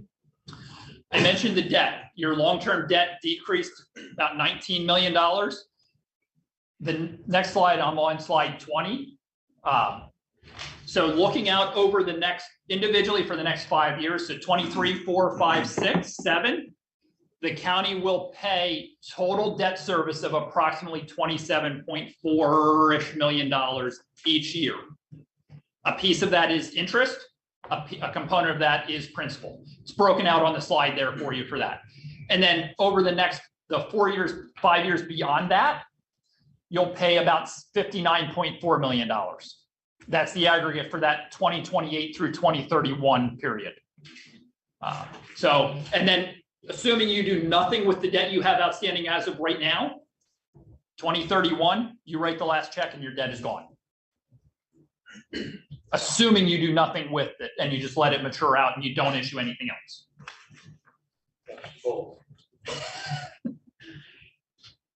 That's everybody's goal. I mentioned the lease activity and how we recorded that. I'm on slide 21. From an obligation standpoint, you can see the listing here. A piece of it is buildings, a piece of it is cell phone towers where you're renting the space for the towers. The lease liability, so the amount you owe as of the end of the year was $1.8 million on those different agreements. The agreements have terms that run out through 2102. You have a long-term lease on one of the cell phone tower sites that once you get out, so far it becomes $1 a year. 1,100. So yes. 2102. Yes, you heard me correct. 75 years from now. Correct. So not a lot of us here will be around. Correct. I know one guy won't be here. So $1 a year, that sounds like for the future. Yes. Slide 22 gives you the summary out over each first 5 years individually and then 5-year increments as to what you're what you've committed to in those outstanding lease agreements. Okay, 23 is where we get back to the pension. So as of December 31st, 2022, your total pension liability, so that this is the actuarially determined, this is what the cost of funding your current employees, current retirees retirements was $396.3 million.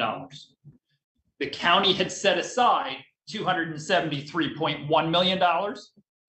So your net pension liability was $123.2 million. That's planned as a whole. Your plan at December 31st, 2022 was approximately 69% funded.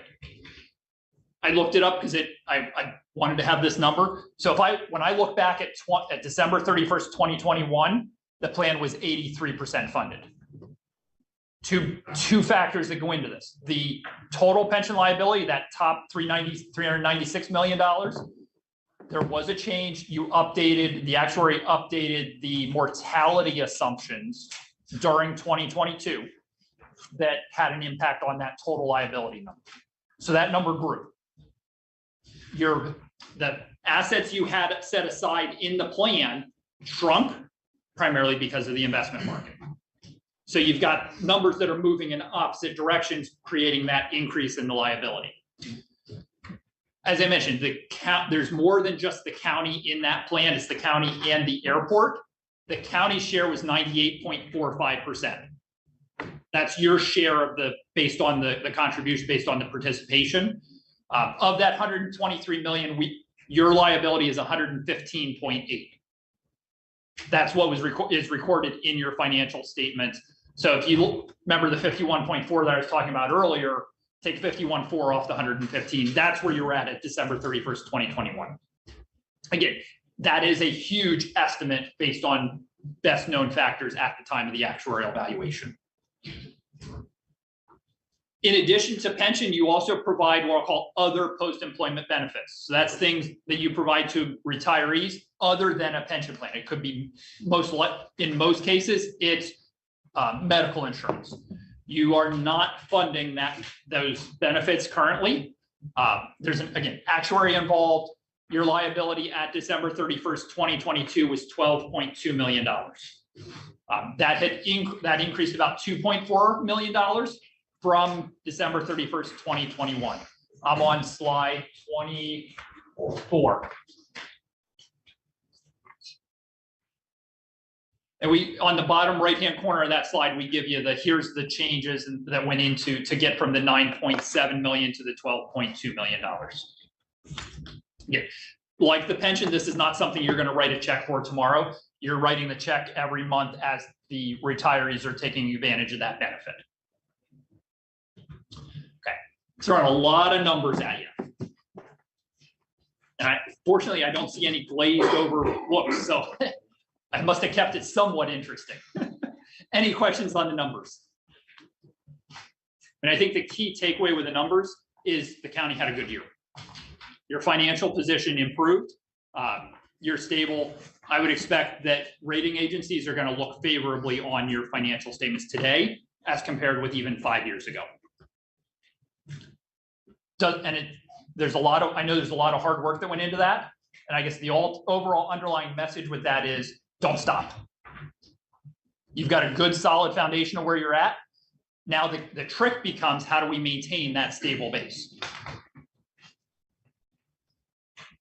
All right, last concept, internal control over financial reporting, system of checks and balances in your financial statements in your organization to make sure transactions are happening the way they should.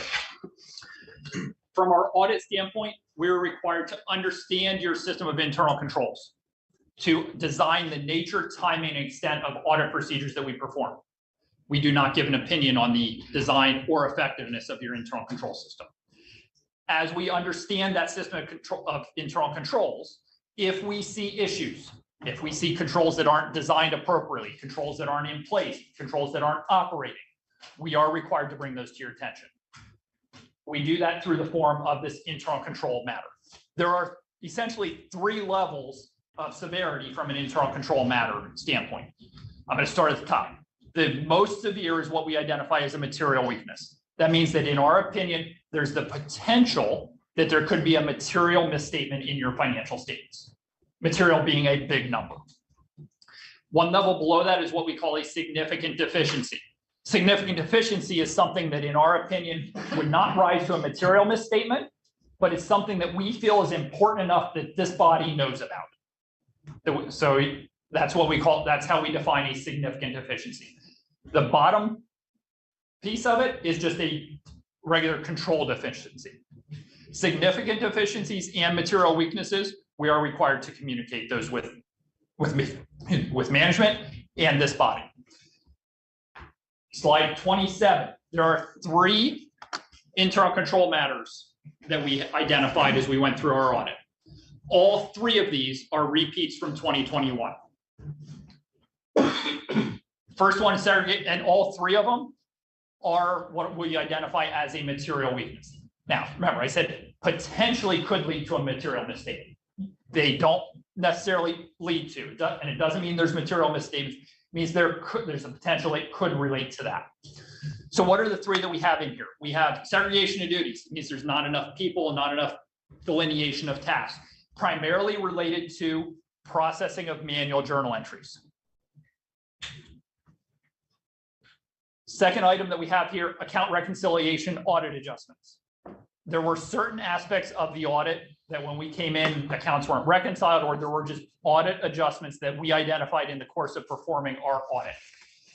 The professional standards present it and have it set that when we come in, the expectation is that we get a perfect set of financial statements, no adjustments, no differences on them. That's not what we typically see in any organization. We have a couple, but in most cases, there is some assistance that we need to provide in closing the books, getting the numbers where they need to be. The third finding in here deals with custodial funds. So those are funds that are held in offices that are not necessarily directly under the treasurer or in the county's control. Think of the sheriff's department. Think of prothonotary, clerk of courts, those offices where they're collecting cash that's not necessarily county cash.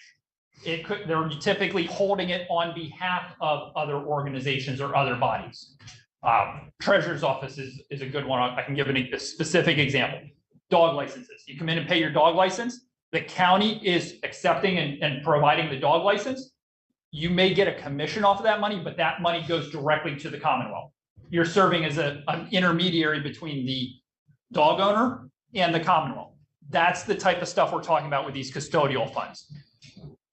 Those accounts, those activities are currently maintained in the individual offices and are not part of the county's financial accounting system, but it is part of your county financial statements and therefore should be included in the underlying accounting data that we get.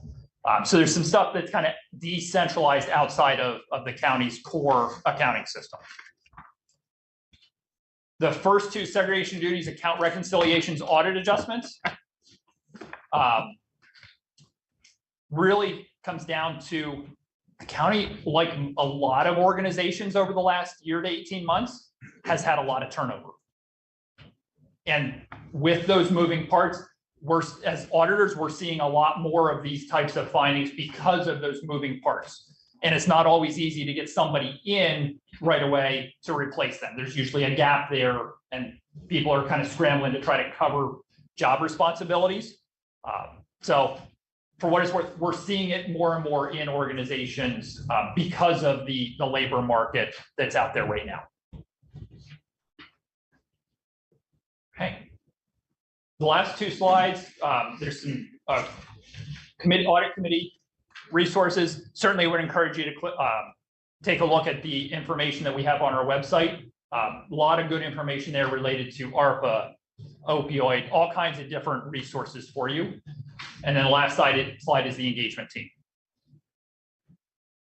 Okay. I can breathe. Any questions?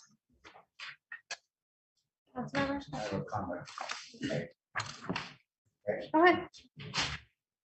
Back many years ago, well, we first said, recognize. The county used to bring in an auditing firm to get their books ready to go into the audit. We got rid of that. And we've been using an auditor for many years, who's doing a great job. The first year we came in, which was 2012, the audit had not been done for 2010. So we had to get that done so you could do the 2011. And then, of course, then you go into 2012. So that was quite a chore. And it was one of the things that we had to deal with. And that's the year that we did not make the June 30th. I think it was April before we got the 2010 audit, and then it took several months after that to get the previous councils and this council here, because we were part of it now for almost 2 years, have done a really great job in getting the audit done on time, conserving our resources, looking at that surplus balance growing. They all deserve credit for the work they did at that period of time. We are now at the point, I believe, we used to take a $14 million, $20 million tran, start January. Now we're down to $14 million. And with this report, I think it probably could go lower, which is going to save the county a lot of interest payments. So that's something we should consider going forward. Again, I want to thank the auditor for doing a great job. I think his explanation was really well done. Anybody that wants to look at it, it's online. And obviously our government finance department did a great job getting the information that they requested. And we've gotten to a pretty good point. I think at one point we had 21 notes there that we had to take care of. Now we're down to 3. So there's been a lot of progress there also. And some of it's dealing with the fact of staffing. So some of it's out of the influence of the auditor budget and finance. I think it's a very good report. I hope everybody looked at it, because I think there's a lot of interesting information in that. Thank you. I just want to echo Mr. McGinley's comments, and I just, one real quick comment. This shows, this audit by Baker Tilly shows and should show the county residents and constituents that Luzerne County is in really good, maybe great financial shape and is slowly paying down the enormous debt that was incurred prior to home rule coming in here. And we're definitely on the right track, and everyone should feel good about that. And thank you for your help with everything. Council members, any other questions? Okay, thanks, Adam. Thank you, Andrea. Thanks to the Baker Tilly team and the Luzerne County team that worked on this. We appreciate you. You're welcome. Thank Thank you. Okay, we will move on to number 2. That was the old number 5. That's discussion regarding ordinance amending the 2023 fiscal year budget for Luzerne County to transfer additional funds to the Luzerne County courts. Mr. Swets or Mr. Highmarsh, I don't know. Sure. I'll support you. We appreciate your support. So I'd like to thank council for giving us the opportunity to speak this evening. I'd like to thank the administration for working with us and moving some offices around that have now enabled those members of the judiciary to move some of the offices to Penn Place to the courthouse, freeing up some additional space for government operations at Penn Place. As you can see on our submittal or request, we're requesting a minimum amount of about $415,000 for what I've tried to break down into 3 separate categories. So as a result of moving offices and relocating them from Penn Place to the courthouse, we've put in 2 additional courtrooms. And one is functioning right now, but is in need of a judicial bench. The other is kind of a blank slate. We're requesting some of the funds be dedicated to putting in a judicial bench, jury box, and subsequent gallery seating in that courtroom. The second request within that $415,000 would be going to repairing some of the existing courtrooms. And when I speak about repairs, I'm speaking about lighting, window treatments, painting, plaster repair, as well as replacing carpet in our courtroom on the 2nd floor. The remaining balance of the money that we're requesting would go into a category which I'm calling restore and preserve. I don't think anyone here or anyone that's been in the courthouse, this building is a gem. It's a beautiful building. A lot of work went into preserving a lot of the artwork, but the courtrooms were never touched. We have beautiful artwork in the courtrooms, beautiful woodwork in the courtrooms that has served us well for many, many years, and I'd like to see it continue to provide service and something for Luzerne County to be proud of. What I would like to do, and what I'm suggesting that we do, is it's difficult to talk about these things without actually seeing them. So I would like to extend the opportunity for all of council, those of you who want to participate, to meet with the courts, to take a tour, and I'd love to go into greater detail as to where and how we would plan on utilizing these funds. I think it's important that you see what I'm talking about, and quite honestly, I just don't think pictures would do it justice. I think, and putting out there the opportunity, I don't know how council would like to do that. I'd be willing to do it one-on-one as a group, whatever your schedules permit. Coordinate that through the administration or the council chair folks. All you need to do is contact my office. I'd be happy to send out an email to you with my contact information and allow you to do that before you guys would finalize any vote on the use of the funds. Kind of as a secondary, I think some of the funds here could probably come out of the energy bond. What would remain out of that, the funds available in that energy bond. The other funds would probably have to come out of the capital fund. And I think that, again, a third discussion, I don't know how we would go about doing this, but I'd love to work with council and the administration to find out about opportunities to seek grant funding, what have you, to do some of the preservation work that is done for us.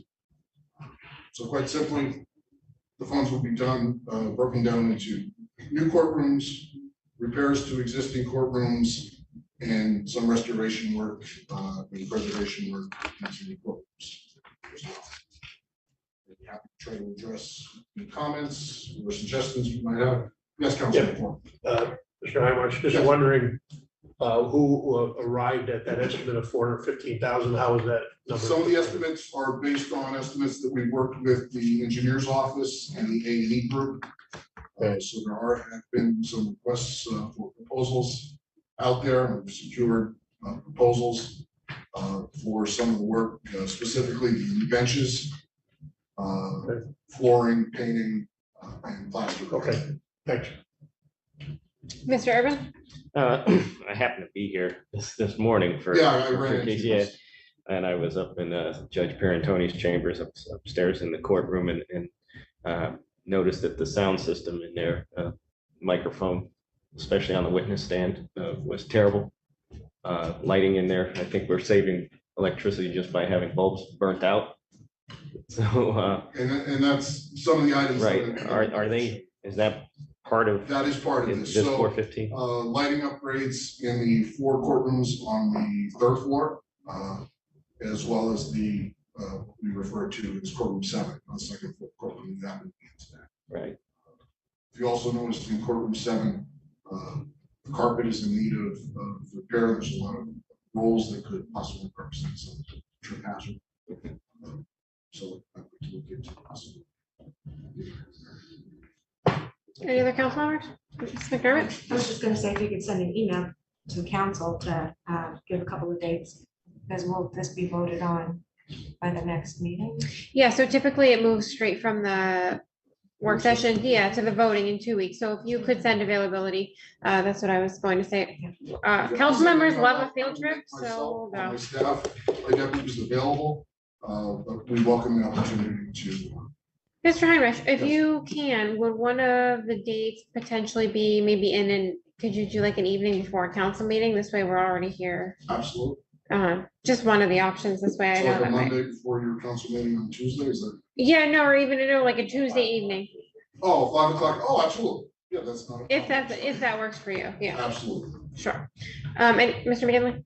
Yeah. Mr. Highmarsh, I happened to be here last week. You took me around to 3 of them, or some of them, trials or whatever going on. There are some issues, no question about it. We have to say that the courts wanted to move back into the courthouse. This is not something that we as a council initiated. This is something that the courts had wished for, I wanted, made a request, and that's how it happened. And that's why some of these new courtrooms, et cetera, are being done at this point in time. I would like to see, and Mr. Skeen, maybe you have to look at this. If there's money coming out of the bond fund, I'd like to see the ordinance for that to stay out of the bonds fund. And if it's coming out of the capital fund or whatever other source, I'd like to see those sources identified by means of the ordinance or whatever. So everybody knows exactly where the funding is coming from. What we've done. I had mentioned to Mr. Highmarsh, and I think he was going to have something ready, showing some of the work to be done. I do, and I'd be happy to share that Mr. McGinley before the tours. Yeah, absolutely. And break out. This is for repairs. This is for lighting, carpeting, whatever. Yeah, I think it would be perfect to go along with the tour as a talking point as well. So everyone has an idea. It would be nice to get an email out before that, so I could read through and look at it, and then maybe print it and then bring it when I tour the Can court. certainly do that. Yeah, Even if you could include, I know you said pictures don't do it justice, but if you could include a few, because I'm sure not all 11 council members would be able to attend a tour. So if you just wanted to include a couple in an email to council ahead of that, that would be beneficial. I will do my best to take some new pictures. Thank you. Any other council members? All right, thank you, Mr. Hemmer. All right, thank you for the opportunity, and I look forward to meeting with everyone. Sure, have a good night. You too. Okay, so we'll move on. Number 3 will be the true number 3, discussion regarding resolution transferring $18,789.28 from the election expense reimbursement to the general fund for reimbursement of wages for general fund assisted election support. Mr. Sweats. So this discussion is around the transfer. It's just general fund office, to be clear. So this is not if there was any help from Health and Human Services or Community Development. This is to reimburse for any general fund staff that was helping the elections. And it had to be for either canvassing or pre-canvassing. We set it up very similar to the way that Mr. Griffiths was. The only change was his was before the June 30th deadline. So our 1GL is different because ours was after the deadline. We physically moved, meaning budget finance, moved the money to the general fund, but now to match it up with council, it's a different GL line because it's after June 30th. But the details in there, it's 18,000. It's for everybody in the general fund. You know, so if it was solicitor's office, budget finance, any general fund office. So that's what we have in front of you. And it's set up the same way as the previous one, and it's the resolution for the previous one's reference. Thank you. Questions? All right, thank you, Mr. Sweats. Number 4, discussion regarding ordinance amending the 2023 fiscal year budget for Luzerne County to transfer additional funds to the Office of Law budget. So I'll let Mr. Skeen take it, but I'll support him obviously because it has to do with some account. Initially, I asked for a lot more money because we're gonna run out of this money pretty quickly. But we had a big settlement this year for $390,000. I expected that money to come out of the general fund. But it came out of my budget. So we're already over about $110,000 special legal. So the $200,000 that we get now will leave us only $90 for the rest of the year, and that won't work. So the money that comes out of special legal is to pay settlements. Cases that we settle, it's to pay the attorneys that are working from the insurance companies.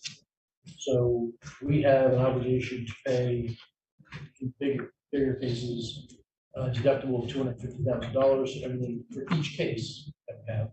So everything for those cases is coming directly out of budget to pay for those attorneys. So just to kind of finish what he said, it is in the general fund. The difference between this and the courts is the reserve and capital are different funds. So the reserve only had a few $100,000. So even if Mr. Skeen wanted 500,000, we didn't have it at the time in the budget reserve. Capital is a different fund, and the courts has a different issue. So it's not that I don't think Mr. Skeen we need 300,000 or 400,000, but 200,000 seemed like something that, and that's more than half the reserve. Also, just on the audit presentation, if we have the cash, and obviously council knows about it, we have to pay the bill, so we'll overspend in that line.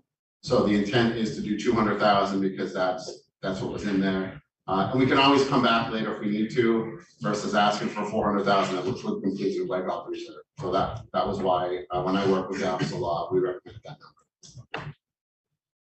Thank you. Questions? Mr. Urban? How much does the ACE Commission cost you so far? Doesn't cost that much compared to. So how much? It's still something. It's still something. I'm gonna guess less than $20,000. Okay. And I think that should be pulled out of that special legal fund. I mean, we shouldn't even be paying those attorneys to begin with because we've never sanctioned it in the budget line item, but that's my opinion. Any other council members?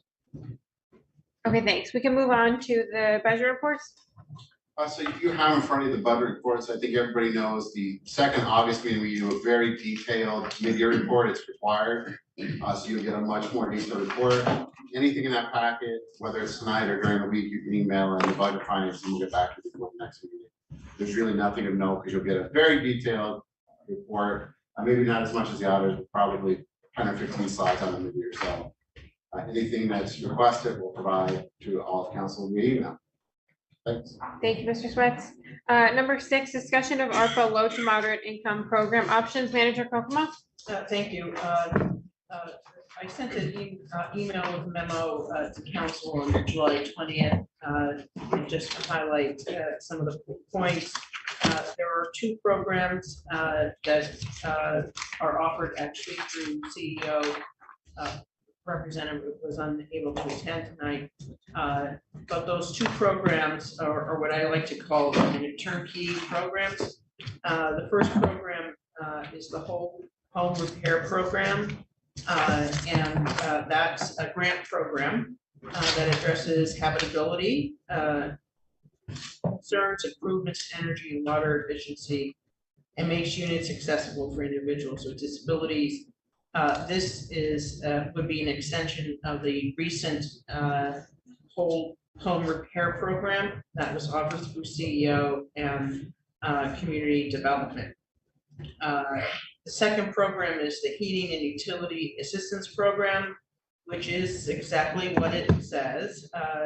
It allows homeowners and renters who meet the following criteria that the household must attest that they were impacted by COVID-19 pandemic.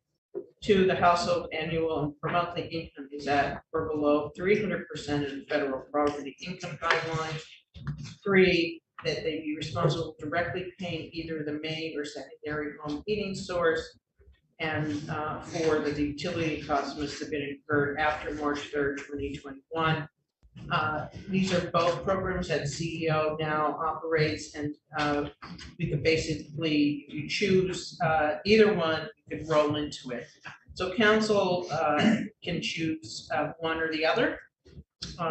Council can choose both, or council can say we don't agree with either one of them, and we will go back to the drawing board and find another program that would meet the ARPA requirements. Question, an estimate about how many people those programs would impact? Well, when CEO did the RFP for the whole home repair program, they estimated that 112 homes could receive the grant.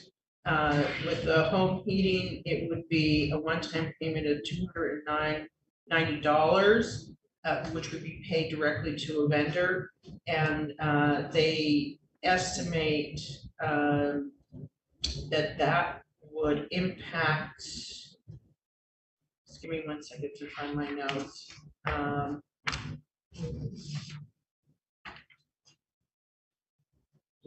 Yeah, it would impact a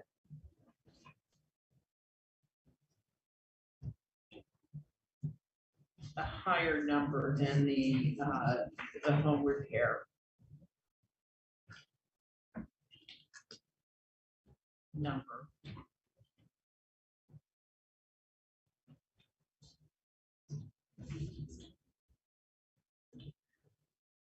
$15,000, it would impact 15,000, approximately 15,000 households. That's right. Thanks.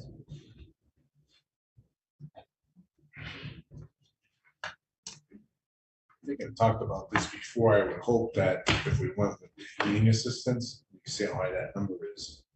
I hope there'd be something that can cross-reference the ways to receive that money, that we're not duplicating something. They won't be able to receive twice if they. Not from us, but you know, if they need heat for that year. Right. So we give it, the state gives it through their program, and the church gives it. Next to, you know, because I'm in that business, and I see where people are getting, let's say they need 5 ton of coal to heat their house. There's people getting upwards of 12 and 15 tons, which isn't possible, and they sell the rest off. What I'll do is I'll reach out to CEO to see what the criteria is, if they're, you know, if they get other funding sources, does it exclude them? I can get that information. Yeah, that, and I just want to make sure that the people deserve it, it gets there. Like people that are really hurting, rather than 15,000 homes, maybe people are on the cusp and they really shouldn't get it because they have a source from the state. Mm-hmm. And then maybe somebody can, instead of getting 290, can get 500 that really need, you know, more. That's all it is, though. It's a one-time payment of $290, Yes. right? Yes. what your heating Barely bill looks touching like it. in the winter, but Because CEO would be doing it, they know what the state, they run the state program. So they would know who has received state. Oh, they run the YE? Yes, Yeah, Okay. so that way. So there won't be a you won't duplication. duplicate Oh, the state then I'm fine with because of that. The other thing is, as part of that whole home, Mhm. you could have had a grant up to $50,000. correct. I believe they said we're gonna go 25,000 About 24 and change, yeah. in order to be able to service more people. And what we have, like, They had 2 point 200, something, 2.8, 2.7 million. they had 112 homes that could receive the grant in the program that they just started. 901 of the applications, 901, they received 960 applications. Right. And 901 are complete. But what was the total grant for the whole state?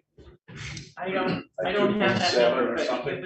it was something like that. I don't have the exact number. So if if you go with $25,000, you decide to go with this, not the whole 5 million, say 8.5, you're probably going to service about another 100. Correct. Still going to give you a waiting list of about 700, sounds like. Right, based on the application. Yes, based on the applications that they received. And really the case where somebody has a difficulty with a home, that's probably the best savings because they'll tighten up their home and do the things they have to do for energy savings, water, heat, etc. So they'll get a benefit for the heat and energy in regards to also their home. My thought would be maybe we should split it. I have a quick question. Okay, so we said with the whole home repair program, it'd be about 112 homes. That's what the RFP said. And with the heating and utility assistance, it could be about 15,000. So that's pretty impactful.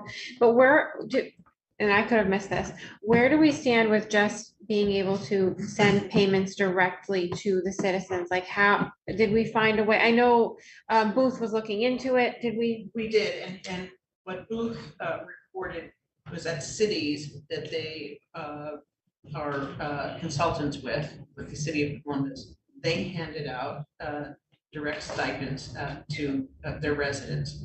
But they have the data, they have the information, the tax data that we don't have. We don't have access to that information. So we would have to somehow get that information and then translate it into an amount that we would be able to distribute the stipend. We can't do it internally. Right. We would have to hire some outside organization to do it. Mhm. I did not find an organization, at least a local organization, that would be able to do that. Right. And like I said, we don't have that data, whereas the city does. Right, like I think Wilkes-Barre used Wilkes-Barre, Berkheimer. right, Yeah, okay, right. we don't have that, okay. So that's the problem with, it would be a lot of administrative costs to get the information and then distribute the direct stipend payment. Sure, right, and this is, I just want to be clear, I think these are both great programs that CEO is offering. I was just Right. asking what the other alternative is. So I have a question, then what is the next step? Like, when are we going to vote on this? And do we just vote on, take the two of them, vote on it then, or? Can't hear you. Yeah, we can Okay, move out along. out of the two, do we just on the next voting session say, vote on it? Yeah, we can put them on the, we can put. That them was the on plan, to have it on the next voting session. And then whether council wants one or the other, or a combination, CEO is set up to really start this program almost immediately. I like Mr. McGinley's idea too, to split it up, because he has a point where if you need storm windows and your heat's going right out the window, Right. the $290 isn't gonna do much for you, whereas the storm windows will. We can do that. We can prepare the resolution in that way. Any other comments or questions? Right, we now have public comment. Any members of the public that wish to speak? Mr. Rabo? I'm sorry, wait, Mr. Rabo, hold on. Anybody here that wishes to speak? Go ahead, Mr. Reba. Thank you, Madam Chair. Two comments and one comment and a question. First of all, I want to thank the auditors for their detailed presentation. I totally agree with Mr. Hartzell, what he said about the if there needs to be a fail-safe or a safety net because of the impasse, that council should and the county management should look at utilizing some of that money to offset the problem that we faced in 2015 that Councilman McGinley and Councilman Urban understand all too well, and Mr. Swets was there at the time. I would also ask, Madam Chair, that like I said earlier, that county manager and maybe some of the members of council can lobby our state legislators to initiate probably getting some, like assurances that the interest on, if there's needs to be any borrowing, that the state would take care of it as they did in 2015, because as the councilman members that were on before and Mr. Swets would know, it took till the last minute for the county to get an assurance from the state to offset the interest payments on the borrowing at that time. So, and that's what caused one of the problems with the credit rating, if people remember that correctly. So the two questions I have is, one is for when Mr. Highmarsh talked about the money coming from the state with regards to, for the reimbursements.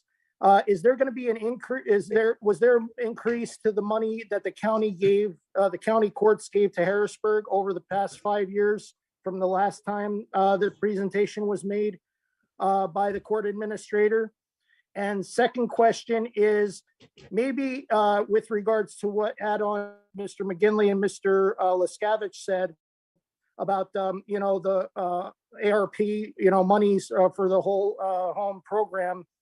If you all recall, the members of the council can recall during the pandemic, we were talking about ventilation for the old buildings and also for seniors that live in those apartments and old homes that don't have sufficient ventilation, because the next 3 days we're supposed to have hot and humid weather and ventilation is a problem. So I would ask council to also consider the ventilation aspect as well as the heating aspect of the finance of the funding for the whole homes program.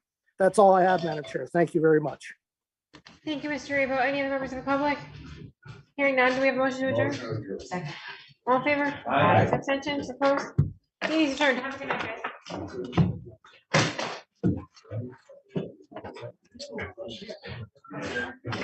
See you tomorrow.